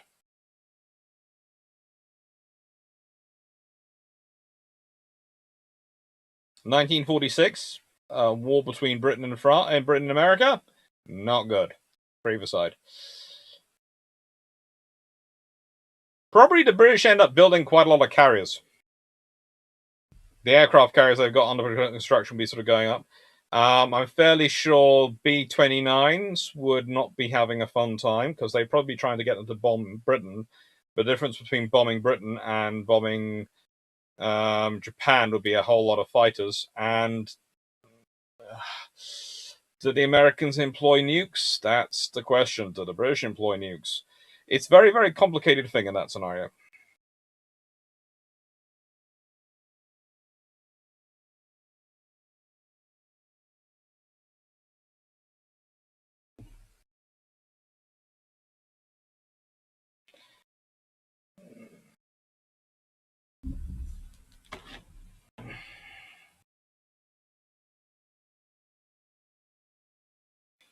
Sean South, the French at least were lucky the UK hadn't invented the Royal Australian Navy yet. To be fair, they were lucky they hadn't invented many things. The Royal Navy yet, let's be honest. The English fleet at Sluys is, as I said, a hired fleet. It's not the Royal Navy. If it had been the Royal Navy, as it came about and as it's developed with its particular character, I can't imagine they would have been happy with stopping there.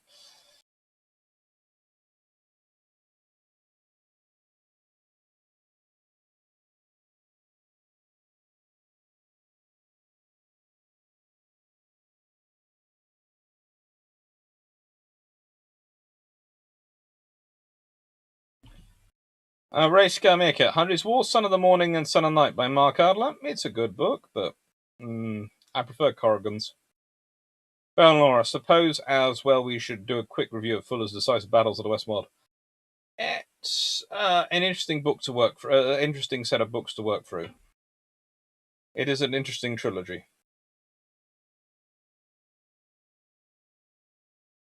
Analyze, Canada wins the US-UK war in Atlantic, 1946. Well, yes, the Canadian anti-submarine warfare and the Royal Navy's anti-submarine warfare teams would have had an interesting field day in the Battle of Atlantic. I think again, for the American submarine force, suddenly finding themselves against an Allied anti-submarine warfare teams might have been problematic. And also, where would the Allies have been getting supplies from? Because so much American. It's just bad things happen, as Carl Halm puts. No, well, we had lots of Majestics and Ascendos under construction. We also had Maltas under construction. Let's be honest, if those things had turned up, there would have been a lot of Americans going, ouch!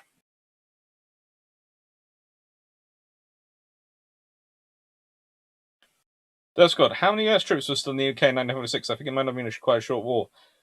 Not as many as you'd think. Remember, most of the US troops had been moved to France and Germany. The ones in the UK were mostly logistics sorts. As Belnora just said, the UK's jet program was more mature at the time as well. There were some things coming through.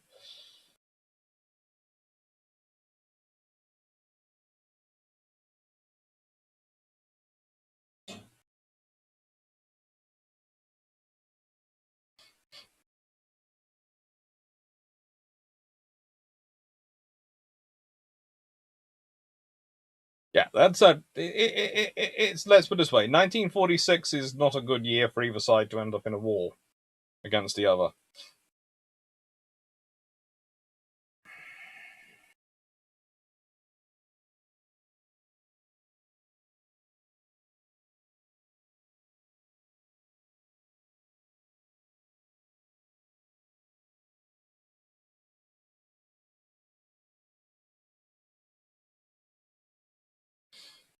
The Americans do have a slight edge in terms of battleships, but again, how much would that be an advantage in that scenario? What would the British do? A war in the Atlantic would be very different to a war in the Pacific. Again, the Americans have built most of their ships around fighting in the Pacific, which the wars are very different. However, I'm fairly sure that the Australians would declare neutrality. Because they wouldn't want to be involved in that mess, unless it was, again, the Americans declaring war on the British for no reason. Then I wouldn't be surprised if the Australians did. You might well have some interesting scenario for the American troops in Japan, because quite a lot of Japanese soldiers who might enjoy the idea of taking a pot shot at the Americans with the British support. And the British do have personnel and Commonwealth forces in Japan.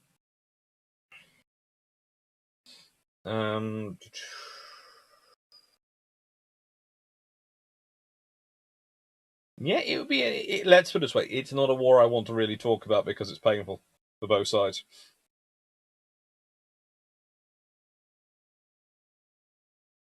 That's good. And the only winner from a war between the US and the UK in 1946 is the Soviet Union, who would probably decide that their army needed a holiday on the Costa del Sol. To be honest, if I was the Soviet Union at that point, reading the tea leaves, I'd have probably decided my army needed to head through Alaska. That's the scary thing if you're the Americans. Because let's be honest, the Soviet Union has a choice. They can go for the Americans, who have nuclear weapons, and take them off the board while developing their own, or they can go for the British. But let's be honest, it's your chance to take out the Americans. They're your big coming threat. You invade the forces which you've already moved to China, etc., would find themselves heading across the straight to Alaska, which is not exactly a long route for them to go. And they have far more winter qualified personnel. And if they're allowed through Canada, they only have to fight their way through Alaska. It's not exactly easy terrain, but again, this is for the Soviet Union. They're not really worried about large numbers of deaths. And then you have them coming down Washington State, maybe further if the British assist with Canadian railways. Yeah, that's not fun.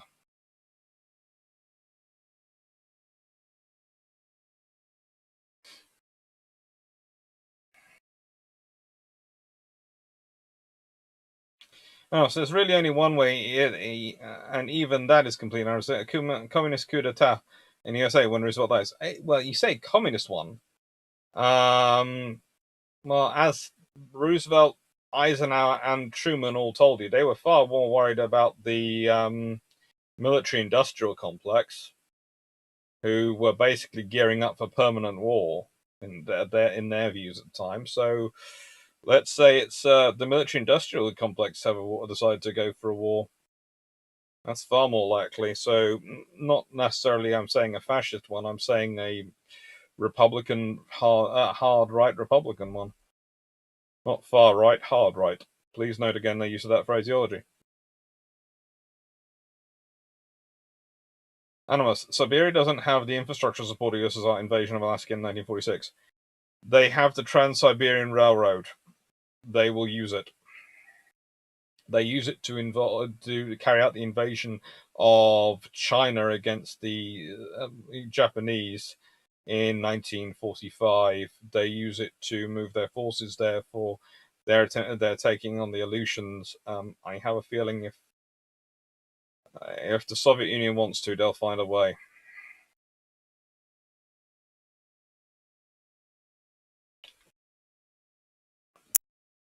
I don't know, how much sea lift does Russia have? Not much. How many railroads? Not one, sort of zero. Siberia. Most of the end of the line in Vladivostok. I think at this point there is a spur. As I said, I would be careful about that scenario. It's a complex one.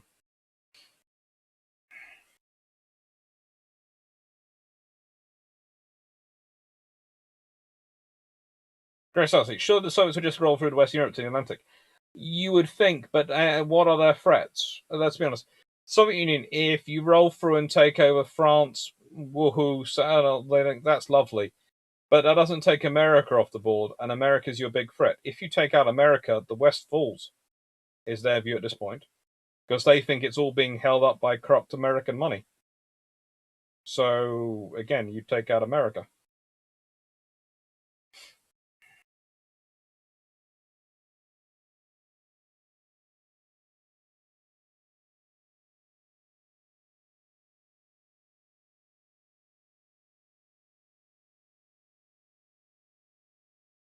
Nothing else. Good luck fending off dozens of nationalist revolutions.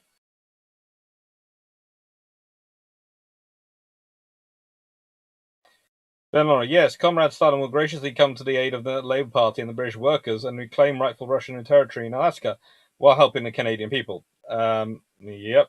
And it is, there are a lot of Labour governments in power in various parts of the Commonwealth at this point, which they aren't, okay, they aren't communists and they're not like they would be Communist Party, but the Soviet Union would want them more than they would want the Americans. Kaham and I started a lovely discussion. You did.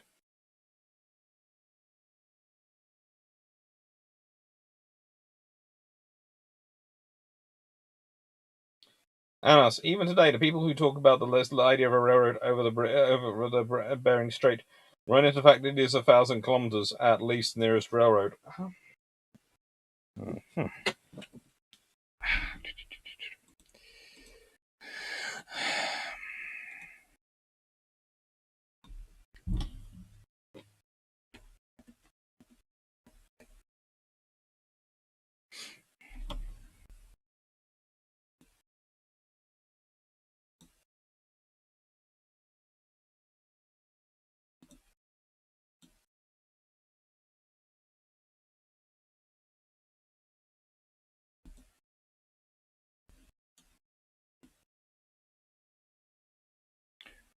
Um,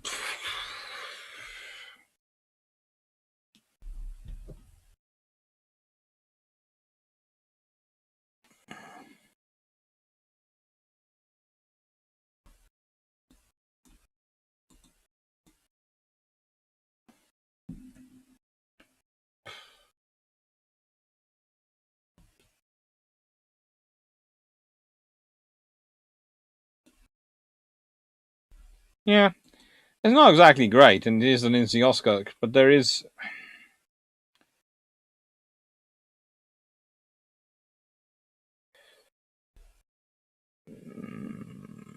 I think I seem to remember there is a mining line which goes actually further than is shown on the maps. There is the one which goes up to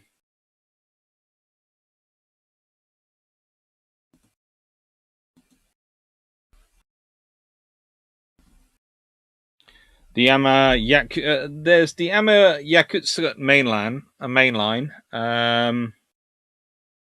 which goes up quite far north.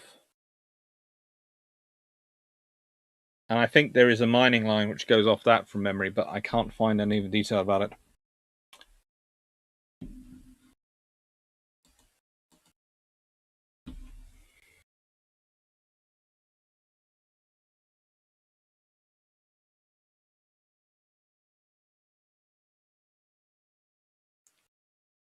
That's good. Soviet Union and to an extent Russia was and still is paranoid about an invasion from Europe. They'd have to time to respond to US invasion, but if they hold Europe, they're safe.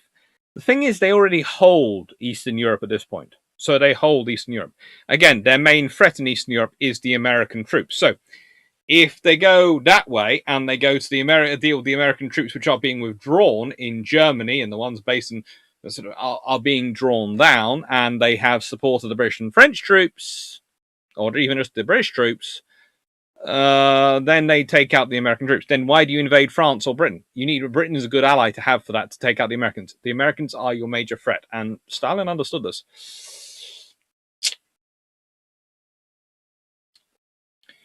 John South, considering how heavily the Soviets had infiltrated the UK, they probably thought the UK was going to join them anyway. That can be overstated, although they do have some fairly high-profile Soviet spies, Philby and that sort of group. But you know, they probably thought they had a chance, whereas the US would be an interesting threat to take on. Carrington, would the US nuke the USSR? Would the Americans have the ability to do more nukes? They'd have to manufacture those nukes, and that would take time.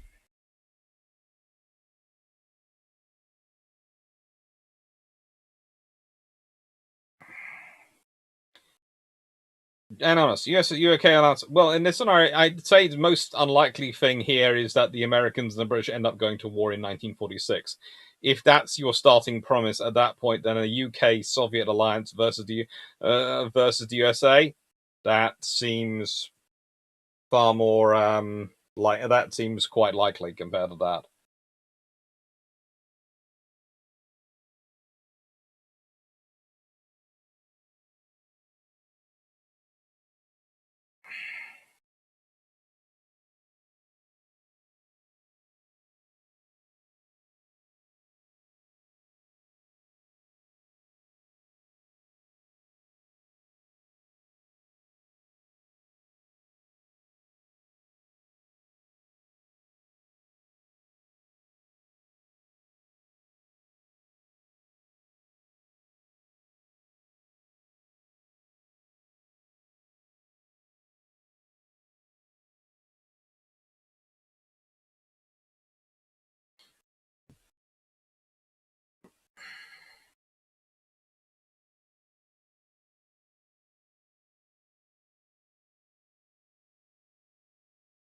Schumacher, something tells me the US and UK also had some fairly high-placed agents that we just don't acknowledge yet. In the Soviet Union? In each other?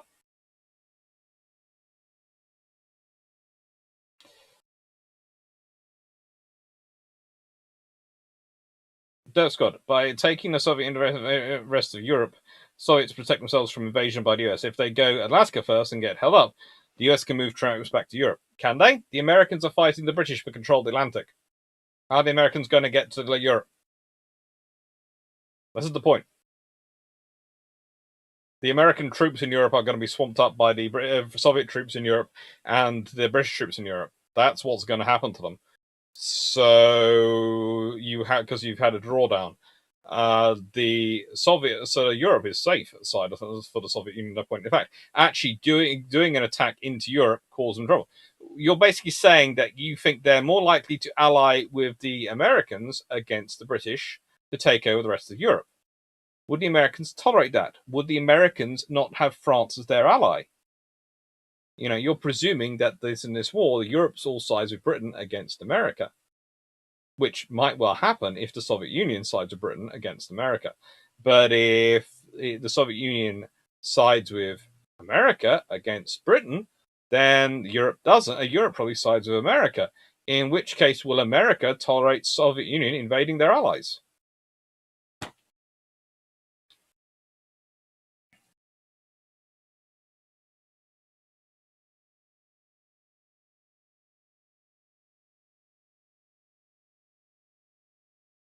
That's good. That's often a repeated view, but I would caution the view that the Soviet program, nuclear program, weapons program was run entirely off spies and the US one. Always be very careful about that.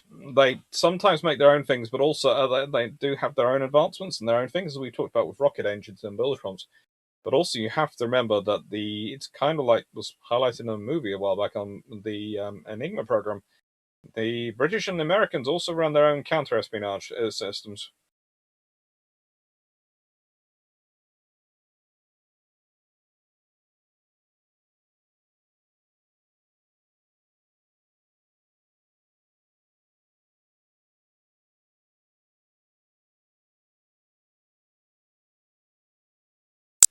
Turning 3434. How did you go from Zealand to Soviets invading the US? I must have missed something good. Carl Harman asked a question.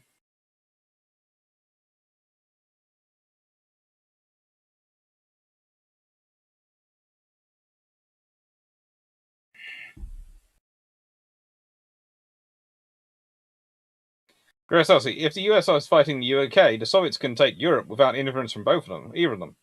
My bad. Well, you'd think so, but you couldn't really, because let's put it this way. You either have the fact that Europe is then allied with the British, in which case there's invasion going on, you have to deal with, or they're allied with the Americans fighting the British, in which case the Americans will support them. Either way, it's not a scenario for the Soviet Union to jump into. They would. That's sort of way. You're talking about Joseph Stalin, who allied with Hitler when that was good for him, because he felt that was the balance of power and that would get him what he wanted. And what he wanted was protection, but he also wanted to concentrate on the Far East and take China and deal with America, which was the big threat in Stalin's mind, because they're the big capitalist power. He also wants to humble Britain, but he thinks he can leave that to Germany. Then he allies with Britain, because that's against Hitler. Then comes the Labour leader of the UK, who actually is more distrustful of Stalin than Churchill is. Churchill considers him necessary evil. The Labour Party considers Stalin problematic because he makes them look bad, because he claims to be a socialist and they claim to be a socialist. And if they're a socialist and they're associated with that, then they look really, really bad. So it's not fun. But as I said, my theory is certainly that if you have America and Britain somehow, for some weird wackadoodle reason, whatever, how end up in war in 1946, I'm fairly sure the Soviet Union allies with Britain and invades America and goes through Alaska, because this is going to sound strange, because that's the side which gives them the strength, because they'll be strong in that side. We are off topic though.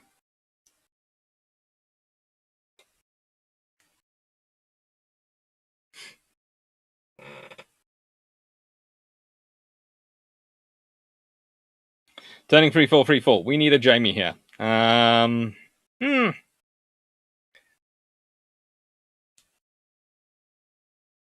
Osprey 28. Let's say World War One doesn't happen, but rather a bunch of separate bush wars, like Rule the Waves. How does the course of the naval technology change? Aircraft carriers probably mature sooner. You are more likely to have 16-inch battleships becoming the dominant thing in the 1920s and 30s, because they would be being built, maybe even 18-inch battleships. You would have far more of the Hood class constructed. You would have a growth of American battleships and Japanese battleships. You would also not have Britain in the economic situation it was, so it would be stronger and able to sustain it. Expensive, but it would be able to do it.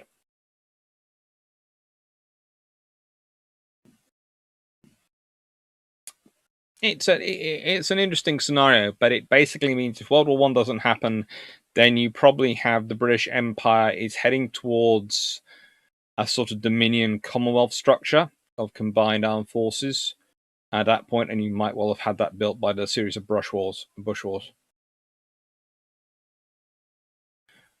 Turning, let's see.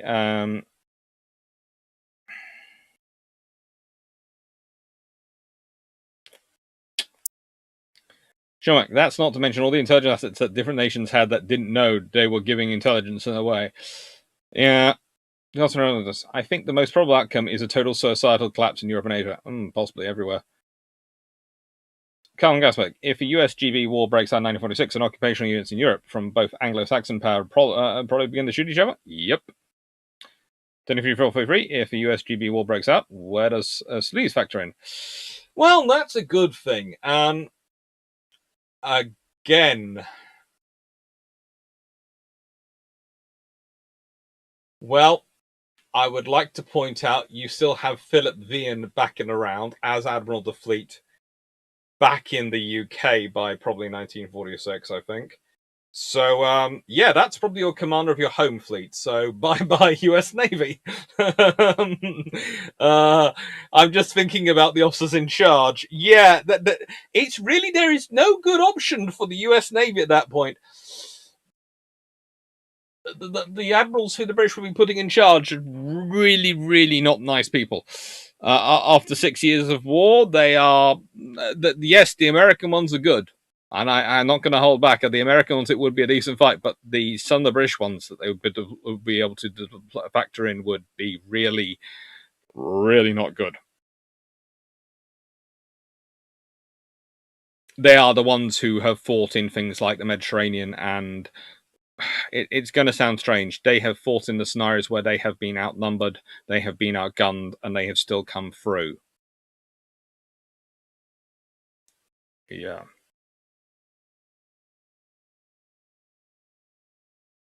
That's good. If you're right, the UK-USSR alliance wins the 46 war. How long before the USSR turns on the UK?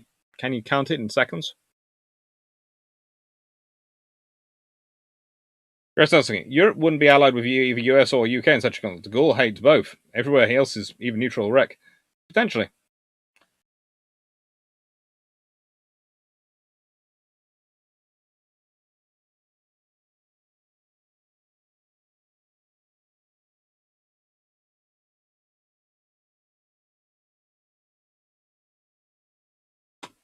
Nimitz versus Cunningham. That'd be an interesting to see the duel of minds. It would be. Jemek, Fletcher versus Greenland, Vian, south of Greenland. Enjoy. Oh, good God. Yeah, the Americans would have to quickly redeploy a lot of very senior admirals very quickly and their fleets. And you could, again, I would hate to say this, but I have a feeling the British, the first thing the British would do would be, I think one of the big battles would probably be at the Falkland Islands, because I have a feeling the British, being the British, would make sure the Panama Canal was taken out, and so things would be having to go south, and there would be a Royal Navy fleet south down in the Falkland Islands waiting for them.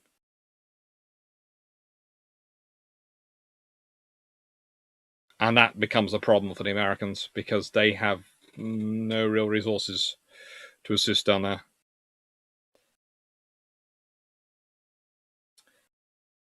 Gross asking, maybe we should just fight wars by giving commanders a big ball game to play. That would be quite cool. But we have been getting quite far off topic, and so I'm presuming questions about Battle of Sluys are over. So I was going to say...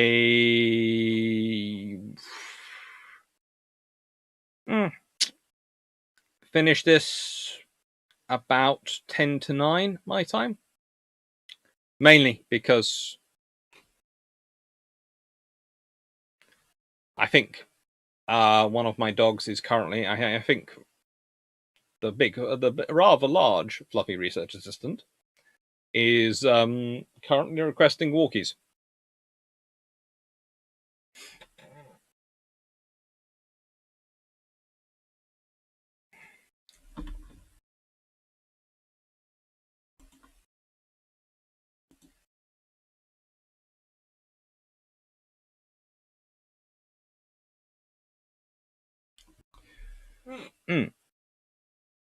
That's good. How suitable is North Atlantic for mass carrier warfare? Is the weather good enough for operations like when they were in the Pacific?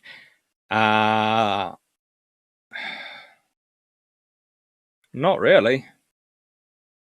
South Atlantic would be even worse.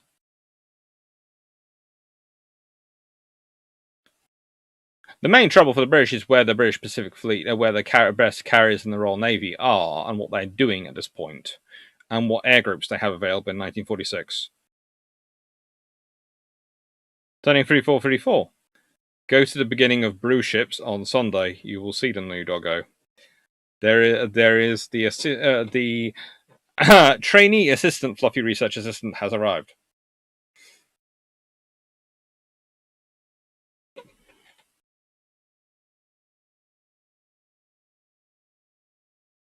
And the thing is, the British have habits of sending carriers down into the South Atlantic to cover for war, so they're kind of used to operating the South Atlantic. And the British, of course, style of operation is slightly different to the American one. And arguably, the British are still stronger in night fighting and night flying than the Americans in 1946. And the Americans have started demobilizing as well, so it is going to be quite interesting. Brent Paulus, how did the Iron Crew lend lease destroyers? Reservists.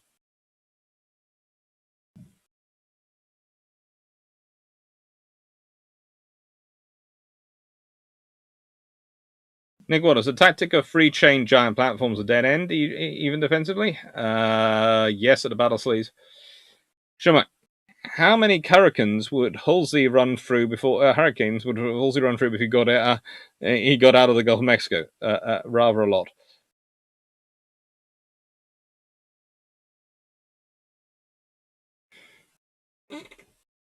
All right. Thank you, everyone. I hope you've enjoyed, and yeah, might be eventually a possible video subject. I have to do a lot of figuring out about a war in 1946 if it happened. It's a complicated one. As I said, my theory is, in my mind, the British plans for blocking the Panama Canal, if war seemed likely, they would have started moving for them, and they would have probably carried them out. If the Panama Canal is blocked for even a couple of months, then the Americans either have to have a couple of months where they have no fleet in the Atlantic, they have to try and send a fleet around through the Indian Ocean, with the British Mediterranean fleet probably, and whatever Pacific fleet in its way, falling back on the Indian Ocean, probably falling back on Ceylon and be waiting for them, or they have to start a fight. The Americans would outnumber the British, but the British carriers, again, are still better at fighter defense and defensive work, and the British have a lot of escort carriers out there as well. And the British would probably use them, combine them in the strike groups. Let's put it this way: there is no scenario which turns out good for either navy, and it can. So many things will depend on luck, on who gets the first hit.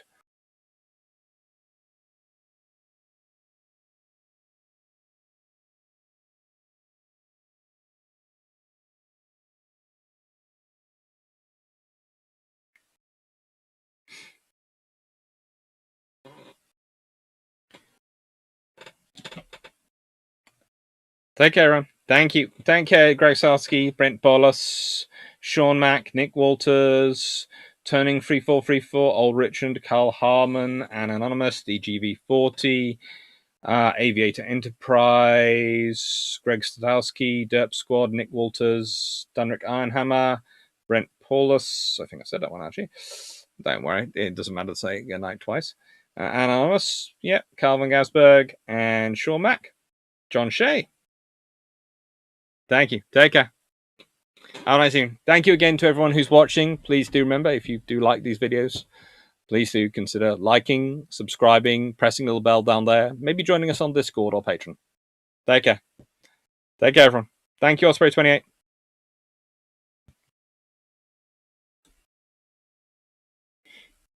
I won't forget the Flemish joke, don't worry.